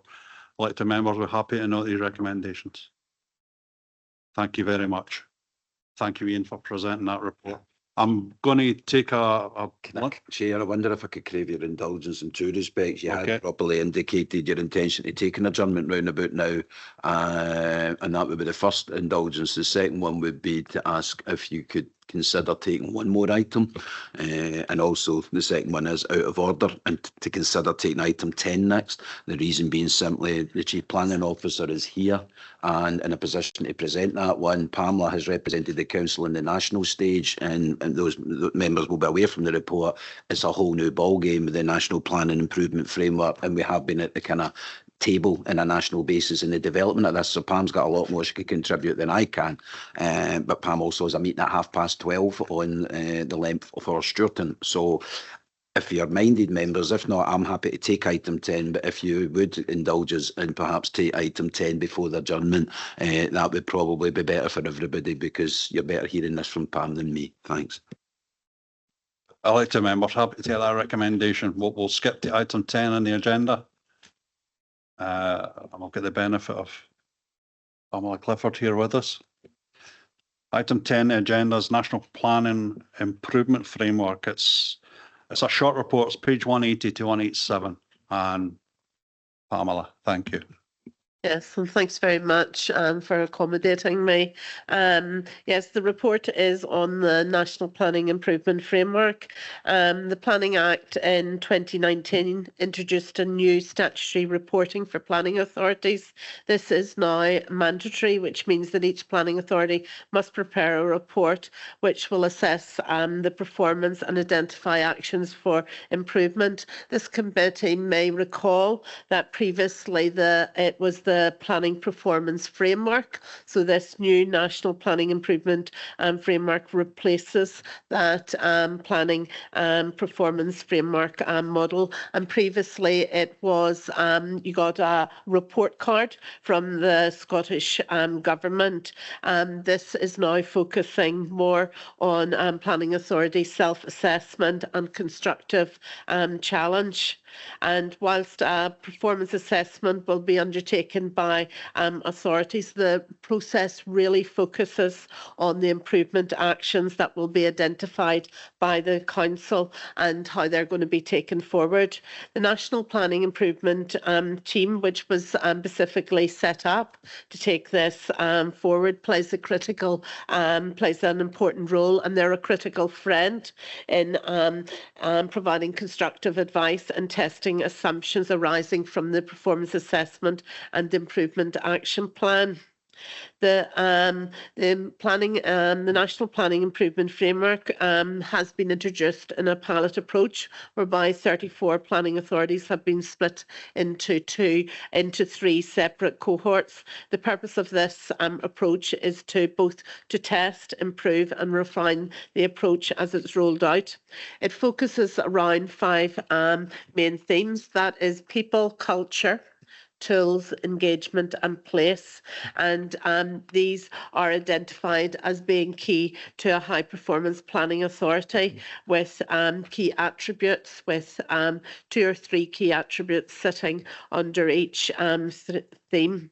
The new framework also aims to better measure how planning authorities improve through incorporating these attributes that better assesses impacts, outputs achieved and the quality of the service provided, but also recognising that planning authorities often depend on others to deliver a quality service, whether it's sort of other council services or whether it's the private sector and private developers.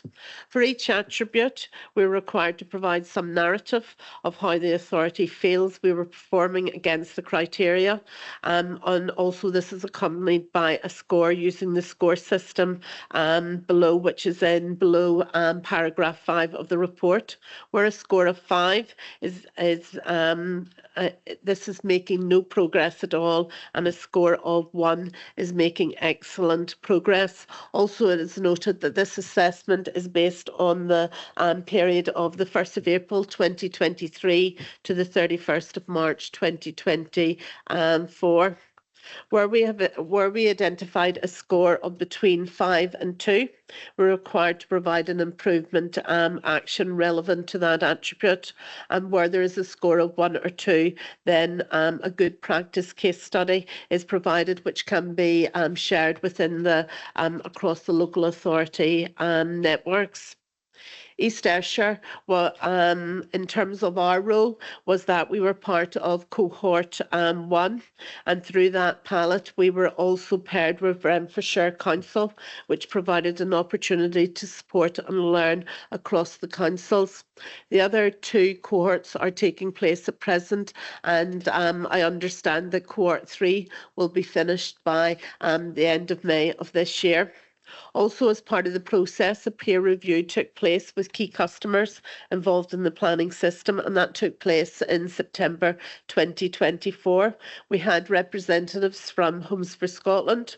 We had our own convener of the planning Committee, Councillor Barton, with a representative of a community group, which was Take a Bow, with the regulatory manager, strategic lead for asset investment, as well as representatives from Renfrewshire Council, as well as key council officers also attended that peer review.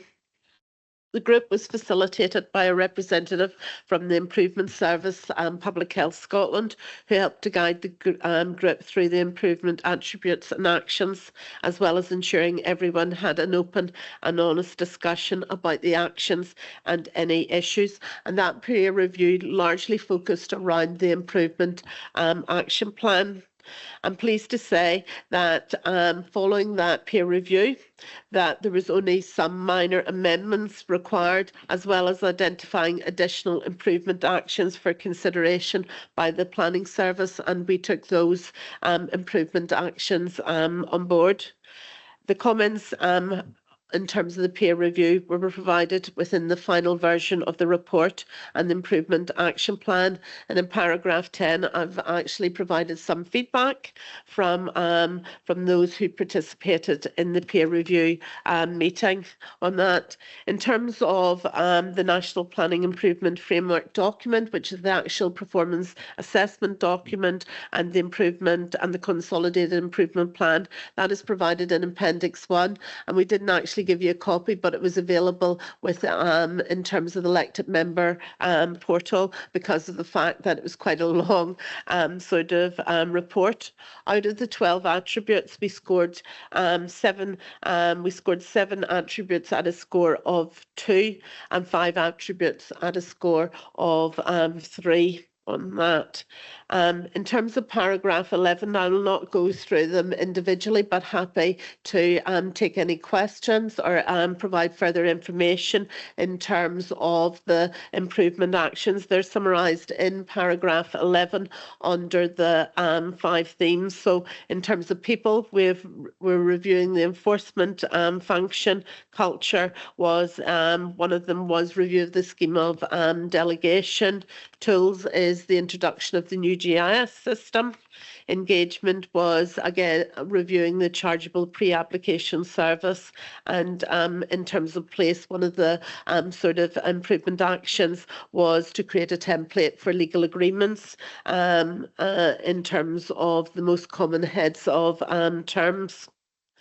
As I said, the majority of the above actions under the 5 themes are well underway in terms of addressing them, and some of the actions are near completion or completed, such as the review of the scheme of delegation. In paragraph 12, also I have highlighted the 7 case studies that were provided. Again, I'm not going into the detail of them, but happy to take questions or to provide further details. But they range from supporting our planners, Chief Planning Officer, compliance monitoring, as well as open for business. So in terms of recommendation, it is just to note the content of the National Planning Improvement Framework and Improvement Plan for 23-24, and note that an update will be provided in April 26 in terms of progress on the improvement plan. I'm happy to take any questions or provide any further details. Thank you very much, Pamela. Do you have any questions in the room? No questions or comments? Anything online? We've nothing online either. You're getting off like Pamela. There've no questions or comments for you. You must have explained it all fantastically well. That's what happened there. The recommendations on the report, note the contents, National Plan and Improvement Framework, and note the update on the improvement plan, which will come back in April 26. So that's in page 180, paragraph 2. We're happy we note these recommendations. Thank you, elected members, and thank you, Pamela, for presenting the report. We'll take a break now, and we'll see you back in half an hour. Pardon? Oh, sorry. I'm getting into the adjournment. I'm ahead of the adjournment.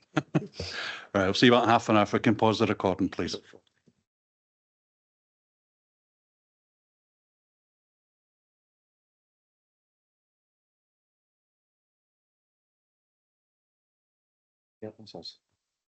We are recording. Okay. Thank you. Welcome back after lunch. Hope you had something nice. We're back into the agenda. It's not an echo. I'm not repeating myself. I'm all right. Item 7 in the agenda is the annual review of local code of corporate governance. And this report's from Ian Tuff, Head of Corporate Support. Thanks, Chair. Afternoon, members. So there's 3 parts to this report, really, Chair. I'll try and cover them quickly as I can as well. So it's an important report for the Council, and it comes to GNS on an annual basis as well. Our Code of Corporate Governance is really it's how we are committed to ensuring our business is conducted in accordance with law, proper standards, public money, and safeguarded and properly accounted for. That's the kind of technical definition of the corporate governance arrangements. And each year we review those arrangements. That results in an improvement action plan. So this time last year, members will have approved the 2024-25 action plan, and I'll provide an update on progress against that. We also include in here what's called the annual governance statement of assurance, and that is actually a key feature of the annual accounts. It comes here as part of this scrutiny report so that members can see that in advance of it being included, and Colin and Finance and ICT colleagues then extract that statement from this report and add it to the accounts. And then the third part of this report is to recommend to members an improvement action plan that will cover us for the next year. And again, I'll touch on that. So for Appendix 1 and the look back at last year's improvement action plan, that records that we've had some really good progress against that. All of the actions were either fully achieved or with good progress recorded. The only one that was a challenge in fully implementing this year was really because of external partners, and that's around education reform. But you'll see we've actually continued that as an item for the current year's, the proposed year's improvement plan as well. So that action plan from last year with progress recorded against all of those individual lines is set out at Appendix 1. The rest of the covering report then, Chair, really describes some of the key issues for the Council over the last year and progress we've made against them. So, for instance, we provide a position statement in the covering report against the Council strategic framework. That's at paragraph 20. We talk about and provide a progress update on the Council's cross-cutting strategic reviews. Again, you'll see that at paragraph 24. And just continuing with the best value theme that we've already had this morning, then at paragraph 27, we just again provide a summary.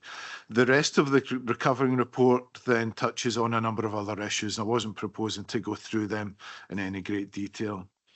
The last area that I did want to just perhaps spend a wee bit more time on, Chair, is a couple of areas where we are adding or proposing some new improvement actions for the coming year. So you will see in Appendix 3 the proposed improvement plan, and there's just a couple that I'd quite like to highlight there.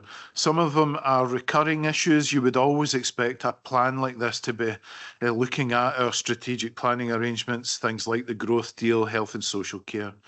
But you'll also see at number 4, if I can take you to page 125 of Appendix, and it's Appendix 3 and it's line 4. And this is the continuing work that we've done with Audit Scotland around workforce innovation. So we've captured in there the recommendations that the Head of People and Culture is taking forward. If you then go to page 126 and at line 9, this is the work that Louisa introduced earlier, and these are the 2 actions that we've got under that transformation thematic work. That's the in relation to the reporting of planned benefits and activity around transformation and the equality impact assessment work.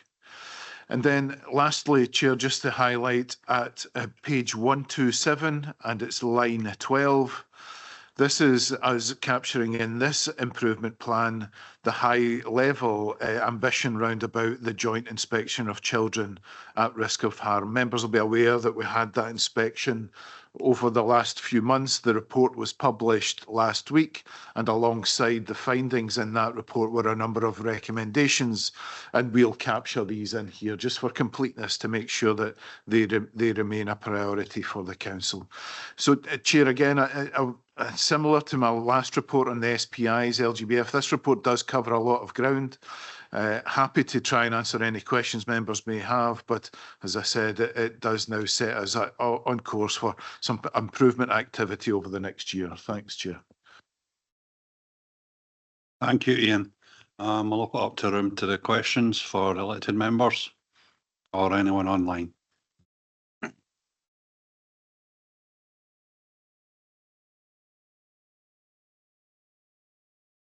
No questions or comments, members? Nothing online. Everyone's very happy with this report. Well done, Ian. Thanks, Chair. I'll take that. Thank you very much.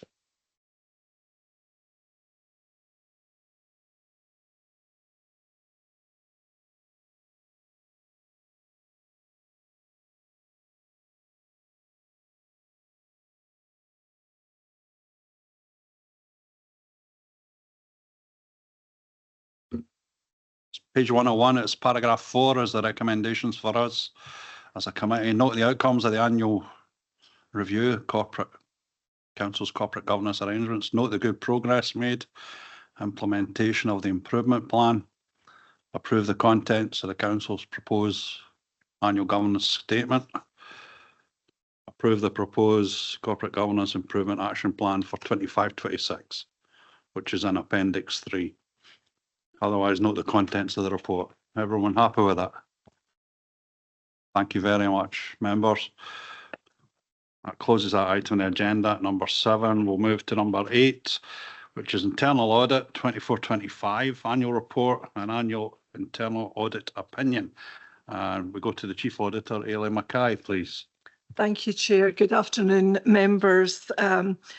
The report is in an established format that most of you will be very familiar with. So we have a statutory obligation to present our work in year against the approved audit plan, which committee approved back in April, with a revised plan approved in December with only minor revisions. So it's a very positive report.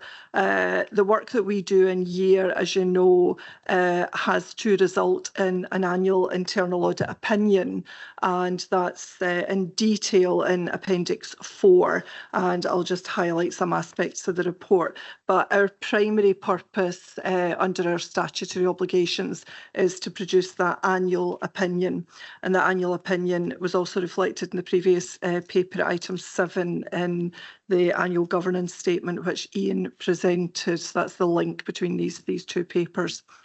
So the annual governance statement, my annual opinion continues to be reasonable assurance on the Council, and I think everybody understands the background to that, but I'll touch on that as we go through the report. So I'm not going to go over the background because I think all of you'll all have read the report, you know the statutory requirements. The only thing I will mention at paragraph 3 is those statutory requirements in terms of specific internal audit standards will change or have changed from the 1st of April this year, and we'll go over that in more detail when we bring the plan up to committee on the 5th of June. So if I work through down to paragraph 9, which is about the resourcing and sufficient work, I have a duty to decide if we've done sufficient work in order to give you an annual opinion. And we have done sufficient work, in my opinion. And we do that sufficient work with quite a small team, as you know, and I know resourcing is always of interest to committee. We will hopefully be able to bring you an update on the 5th of June in terms of resourcing. We are just going out to fill our one of our senior auditor posts. At the moment, you have 3 qualified accountants in internal audit for the whole council, the IGIB, the Leisure Trust, ARA and the Ayrshire Growth Deal. So that's myself, Paul and Dougal, who you met earlier today. We have one other vacancy for a qualified member, and that's going out in My Job Scotland hopefully today. So we're a small team. We do have 3 other members of staff who have different experiences, who support the work and bring a great contribution to the team as well. So all the posts were filled during 24-25, which is the year we're looking at today. The organisational independence of internal audit, again, you'll be aware that that's a statutory requirement, and this report confirms that I have the appropriate independence within the committee, and we have no inappropriate impairment on our work. So nobody tells me what to put in a report. We clear it with everybody and we work with everybody. So, but at the end of the day, it's my decision what goes into an internal audit report, and that doesn't happen in every other council in Scotland. And I really appreciate the fact that that continues to be respected through the support of chief officers and this committee. And that's a really important hook for us going forward, I think, as a council, to have this independent assurance work carried out by internal audit.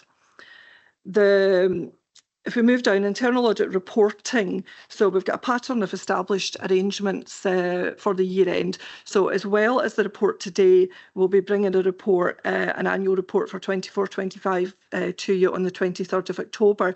That one naturally comes a wee bit later because we have to delve into the data and bring you performance indicators for the work that we've done and an update in our quality assurance and improvement programme. But there will be no surprises in that report. There will be nothing to overly concern the committee, but you will be interested, of course, in terms of that performance that we will bring back in a few months. So in terms of our wider reporting, at paragraph 15, as always, we include the link to the councillors' notice board where our detailed reports. So for every assignment, almost every assignment, we produce a report. So I've got one here, for example, you know, they're very short reports generally, but with a lot of content. We try and cut to the chase when we're writing an internal audit report. They follow a template, but as we always say to committee, we're happy to get feedback on that if you feel that the reports could be in a different format. We've also in this report given you a screenshot of what the page looks like that has the internal audit reports on it, so that you know that you've got to the right bit once you click on the link. That's a tiny, tiny wee bit of our area and the councillors' notice board. I think I started to count them again last night. I think we've got about 300 reports on there at the moment. Now we will start to tweak those down a wee bit, but they're presented year on year. So they're presented in annual headers to align with the plans that have been approved by committee in each year. So there is an extensive library on your councillors' notice board of our work for the recent years and some historic years as well, but we are looking at the retention there and whether it's appropriate to keep as much of that. But there is a huge library there, and I would encourage you to go to those detailed reports. And you know, you can always come to the team and ask any detailed questions that you have around the reports. You know, we don't present the detailed reports in public because of the potential risk to increase in vulnerability to attack in the council, because our reports will say where things maybe are not working as well as they might be, although overall generally things are working well. The assurance, trust in internal audit is covered at paragraphs 16 and 17. Committee are aware of what external audit said in the report back in September 24, that we were working effectively, and you also had a SITFA external quality assessment report, which we brought to you in April 23, and that's a 5-yearly exercise to bring in an external examiner to assess our working arrangements. We've set out at paragraph 18 the assurance levels for people maybe who are not so familiar with our work, what each of the assurance levels that are listed in paragraphs 2A and 2B, what they actually mean in practice. So the assurance levels go from sound down to sound assurance in most areas, reasonable assurance, limited assurance and no assurance. To my knowledge, and I've been your chief auditor for about 11 years, we have never had a no assurance report in this council. That would be of serious concern. We have very few that are limited assurance, and that you know that again, the ones, there's 4 limited assurance outcomes for 24-25.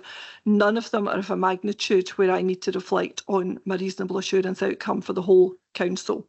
And those reports are being finalised at the moment. I'll be available to members in the next few weeks. But again, happy out with committee to discuss the detail of that work if required. Most of the outcomes that I'm reporting in this report, which are contained in the appendices, fall into the top 3 assurance categories there. So 89% of the outcomes that we've produced in year from all the different exercises that we've done, 89% of them have resulted in either sound assurance in most areas, or reasonable assurance. That's a great result. It's higher than last year. It actually surprised me a wee bit, I've got to say, given the challenges the council is facing at the moment, that our services are honing in on their compliance with policy and good practice. Now, that doesn't mean everything's perfect, and there's a few areas where we've identified a number of recommendations for continuous improvement, but overall, I'm very, very happy with the results that we're getting as your internal audit team. So paragraph 19 just reminds us that although we've got these different levels of assurance for individual assignments that we carry out, we cannot give the council anything more than reasonable assurance, because it's a rotating sample check type of work that we do. So we only look at certain risk assessed areas each year in the council. We would never be able to look at all the areas in the council in any one year. So reasonable assurance is the best we can give, and we've given reasonable assurance for 24-25, as we have done. And for me, in my memory of being your chief auditor, it's always been reasonable assurance.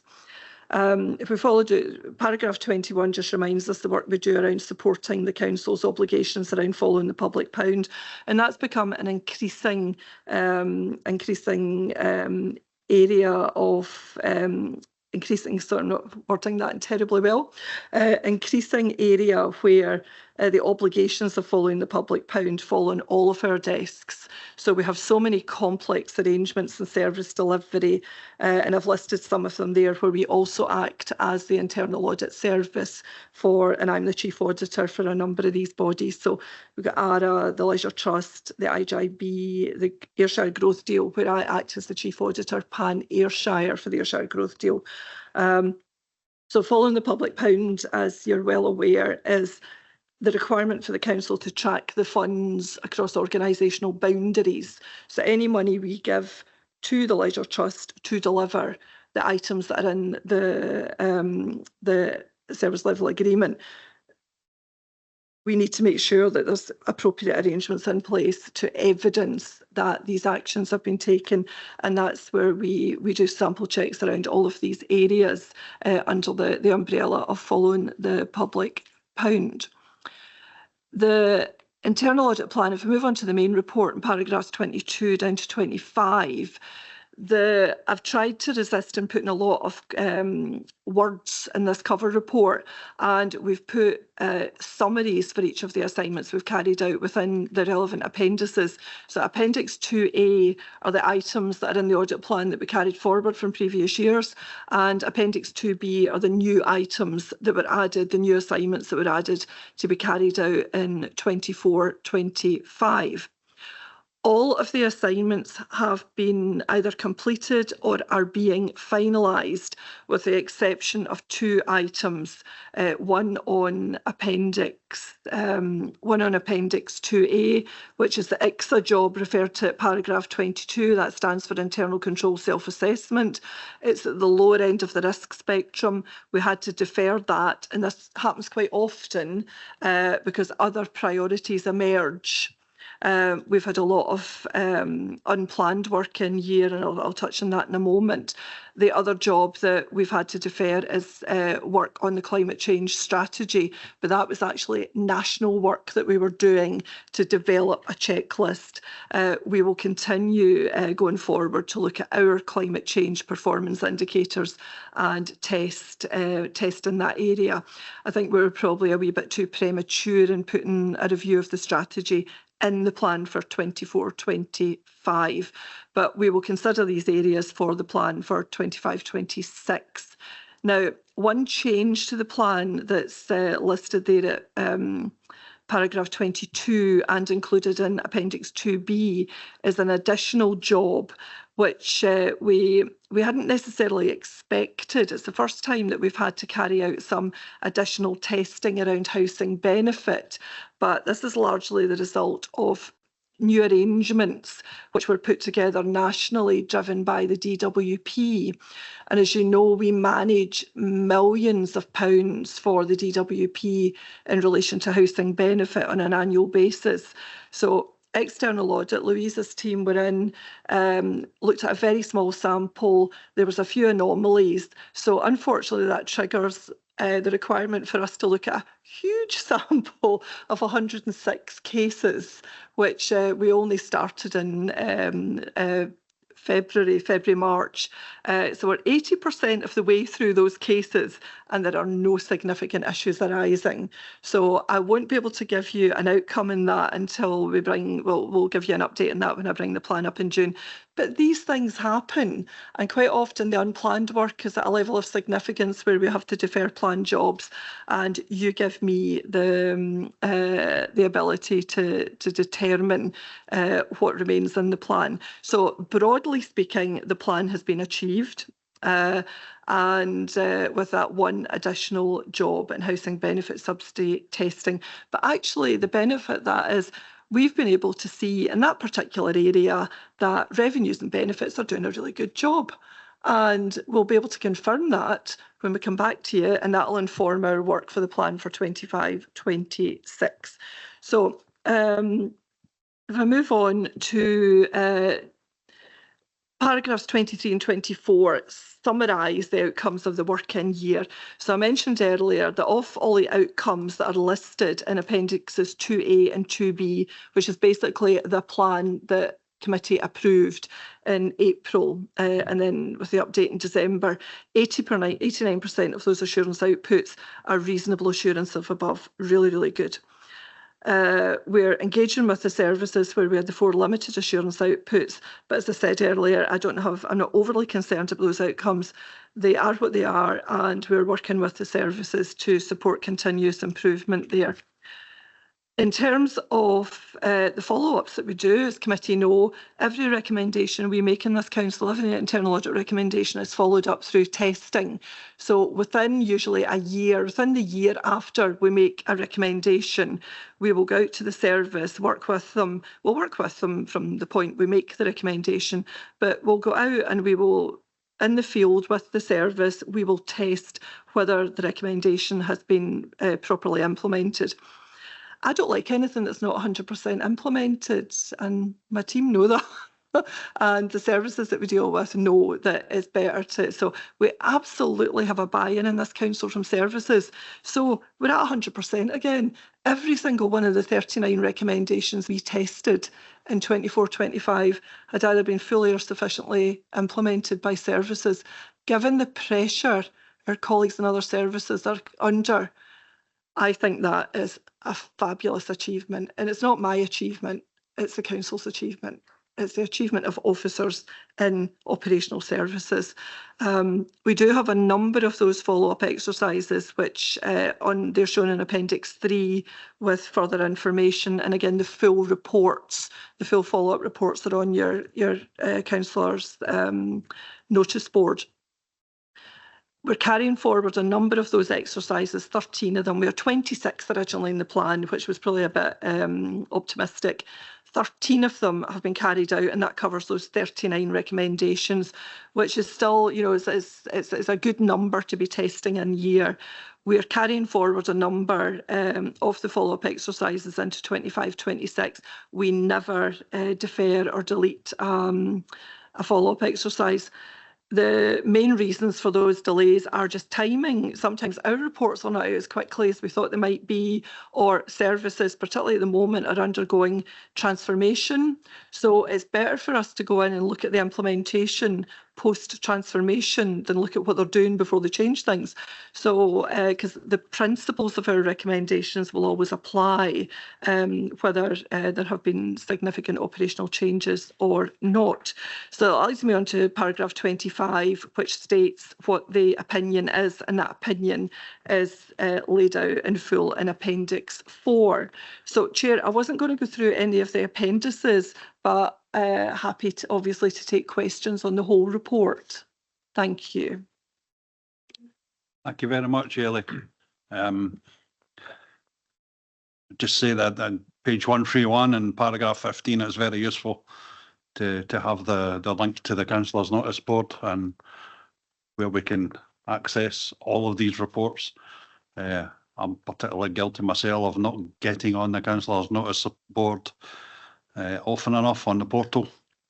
But there's loads of reports there. If you're interested in climate change, there'll be reports there on that subject, or whatever subject you're spokesperson for or shadow spokesperson for. You can find any information you need. So thank you for that. Happy to take questions from the room or online. If anyone's got any questions or comments. Councillor Canning. Thanks, Chair. Thanks, Ellie, for that. Another good report. Just a couple of questions. The first, so paragraph 22 and 23, I think I was going to ask some questions around the housing benefit case one, but which included the sample size, because I certainly never tested 106 as a sample, but you've explained that very well. The second question was just that we need, obviously without going into specifics, but I mean in terms of the allegations received by the council, you know, where are those coming from? Are they from employees, from contractors, from members of the public? And then how do we actually receive those? Are these just simply complaints received, or is there another mechanism, you know, questionnaires with contractors or something? Is there a way of, is there a bit more flavour? Thanks, without details. Thanks, Chair. Thanks, Councillor Cannon, for that question. We're always quite scanty in reporting in that area in the report for very good reasons. Only one of the allegations, well, it wasn't even one of the referrals that we received was from a known person in a service, and that was to do with theft of cash. So that was a person in management who referred that. Very small amount of cash. We do have very small areas in the council where we still collect cash. Unfortunately, it can be a temptation. So that one came from service. We've produced a controls report with the service. We've gone out and visited all their other locations, which actually are working fine. So it seems to be an isolated incident. Other than that, I have no idea who sent the other ones in, because they're all anonymous. And they come to us either, they come in anonymously, usually not to me in the first instance, but they come in anonymously either to elected members or to other officers in the council. Now we've got a combination of hard copy, where people write in longhand on a piece of paper and send it in anonymously, or we've got the odd one, and it does tend to be the odd one where it's electronic. But what we've noticed recently is there's been a use of a new type of email. Proton email is the most recent one, where it's a provider, an email provider that sits very separate to the usual email providers and provides emails that seem to be getting used particularly for temporary arrangements. They are live for up to a year, unless you don't, well, if you don't use them, they expire after a year. But Proton email has been quite busy recently, and they all have different prefixes on them, so it's never the same prefix. And when colleagues have tried to respond to them, usually the email address is closed. or there's certainly been no response back. So we've tried to engage with our colleagues and services, have tried to engage with anonymous emails, and certainly in the most recent referrals we've had, there's been no further engagement. We do tend to find over the years there can be common themes, as I'm sure you'll appreciate, in terms of the referrals that we get. Excuse me. And quite often that can be of a malicious nature. And we have our suspicions about where some of these have come from, but we can't evidence where they come from. But as we have a zero tolerance approach in the council, we investigate everyone. Now, those investigations can range from an hour or so to a number of days or weeks, depending on the evidence. But we've got access to very good data to hopefully either prove or disprove allegations. And my team, particularly our audit manager, Paul Davis, is our champion. He'll be very embarrassed now that I've said that. He's our champion in data analytics. And we've got very powerful software and internal audit. So we don't always get to the bottom, but usually we can rule out if there's any jiggery-pokery going on, quite frankly, by looking at procurement data, by looking at other data in the council. And generally our controls in the council are good. We have not had one single referral that we've looked at this year where it's identified a significant control weakness in the council. Thank you, Ellie. Okay, Councillor Cannon. Thanks. Yep. Thank you. The appendices are very helpful. We don't use green, amber, red. We use green, amber, blue for this auditing, just to confuse everyone. Blue means it's deferred. You have Appendix 2A, page 137. You have the other appendix for further work is Appendix 3, page 151. Are there any other questions or comments? Nothing online? Yep. Okay, thank you. We'll go back to page 128, which is your recommendations. Paragraph 2, and there are 8 recommendations there. I'm not going to read all 8 recommendations out here. I think they're all for noting. All 8 recommendations are for noting the contents of the reports. Okay, we're happy with that, members? Online. Okay, thank you. And that brings that item on the agenda to a close. We're moving on to, thank you, Ellie, for presenting that report. We're moving on to item 9 on the agenda, which is a planning report to the Governance and Scrutiny Committee on the 24-25 audit. And this time we're going to Colin Hastings, Deputy Head of Finance. Thanks, Chair. Just to very briefly introduce, the purpose of the report is to present the work plan and timeline for the external audit of the 24-25 financial year by our auditors, Audit Scotland. It's an annual report highlighting the process for the year. The report provides a summary of the approach to the audit, including the audit scope and responsibilities and the planned reporting arrangements, timetable and fee.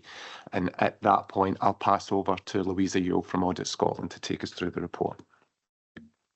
Thank you, Chair, and good afternoon. Our annual audit plan outlines a summary of our planned work for the year, including the risks that we've identified during our audit planning work and our timetable for the audit of the accounts. I'd like to apologise for the numbering in the report, because I noticed that the paragraph numbers, I'm not sure what's happened to it, but they've disappeared, so I will forward a new version of the report with that updated. Firstly, I'd like to highlight that the plan and materiality levels were established as a part of our audit planning work, and these are outlined at Exhibit 1. Materiality acts as a benchmark to assess overall impact of audit adjustments in the financial statements, and it indicates areas where additional assurance may be required.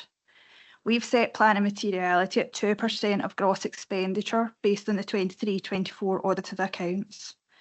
This is the highest level that we're permitted to set materiality based on our audit methodology, and it's set after considering a number of factors, which include things like the limited number and value of prior year adjustments to the annual accounts, the control environment in place, and the capacity and capability of the finance team. We'll review materiality in receipt of the unaudited accounts to update it for this year's gross expenditure figures. At Exhibit 2, we highlight 3 significant risks of material misstatements to the financial statements and our planned audit approach in relation to each of these. The first relates to the risk of fraud caused by management override of controls. International standards on auditing states that management's in a unique position to perpetrate fraud because of their ability to override controls that otherwise appear to be operating effectively. Therefore, auditors always will assess this as a significant risk area, and this will appear in all Audit Scotland annual audit plans, so it's not unique to the Council. And we gain our assurance through testing of parts of the accounts that we view as being susceptible to management override. For example, areas where management may have to exercise judgment or estimations. The second risk is around the risk of material misstatement around the valuation of land and buildings. And this relates to the high value of property, plant and equipment held by the Council, and also the level of underlying assumptions and estimates that underpin that asset valuation. It's a very specialist area.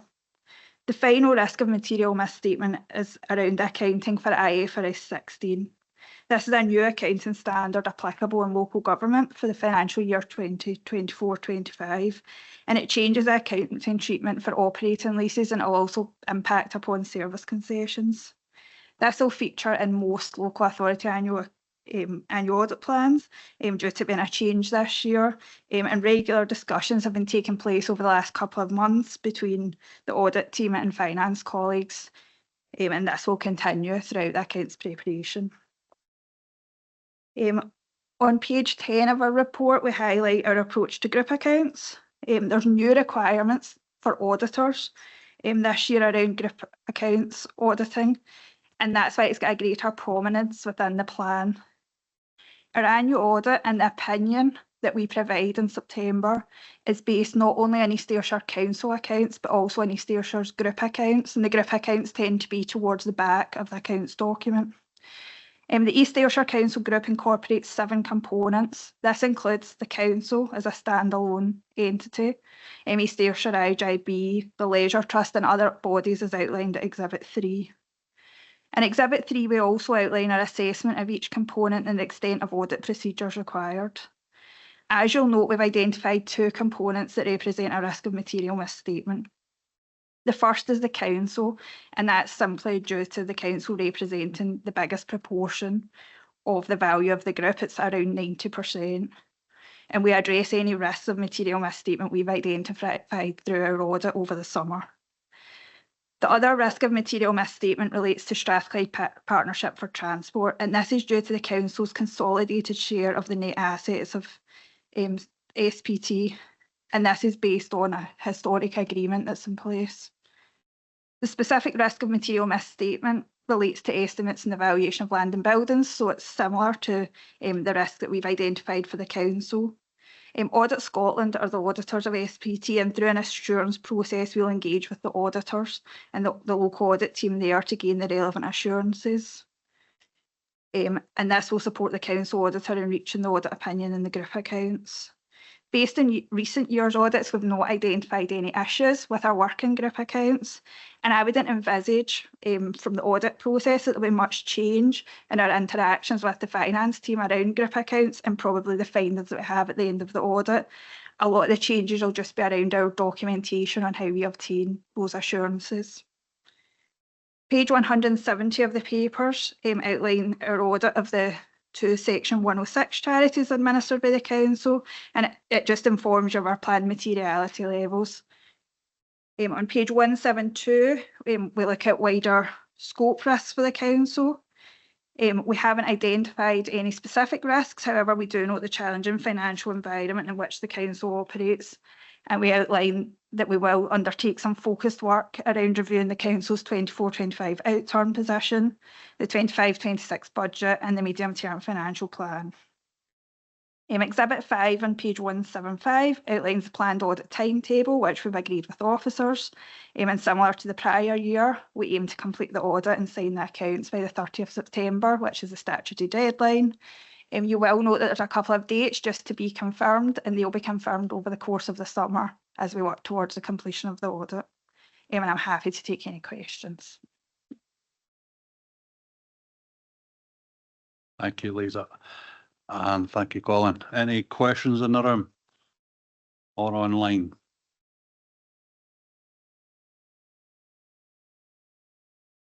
You getting off light? There's no questions? Okay, the recommendations in the report, paragraph 2, page 158. Just recommended we consider and note the contents of the report. Happy with that, elected members? Thank you very much. We'll move on to, pardon? Yeah, we skipped one, didn't we? We're at item 11 in the agenda, the last one, which is David Mitchell, please. Thanks, Chair. Members, I am not prolong matters. Members are well familiar with this format of the report. It came from the committee's own previous workings when it was noted by one of the previous members that we reported on the awards of contracts, but not necessarily on the final outturns. Members are aware there is a general kind of stereotypical representation that's put forward that all public sector or local authority contracts tend to overrun in terms of cost and length, and the best solution to misinformation and misrepresentation is to provide the information. So in the spirit of openness, transparency and accountability, we have elected and now for several years, many years, have produced these reports so that anyone with an interest can see the actual outturn on each individual contract that's covered in terms of the capital works contracts. So what you have set out here is the outturn on the final measurements for contracts falling within the period October to March. As you know, we bring it twice a year, and what members can see is that generally speaking it's not the case that they all overrun, and that where they do come in at a higher cost, sometimes it's due to unforeseen circumstances, but sometimes it's due to a more pragmatic or common sense approach where decisions are taken to increase the scope of the works, etc., and get a wee bit better value out of it.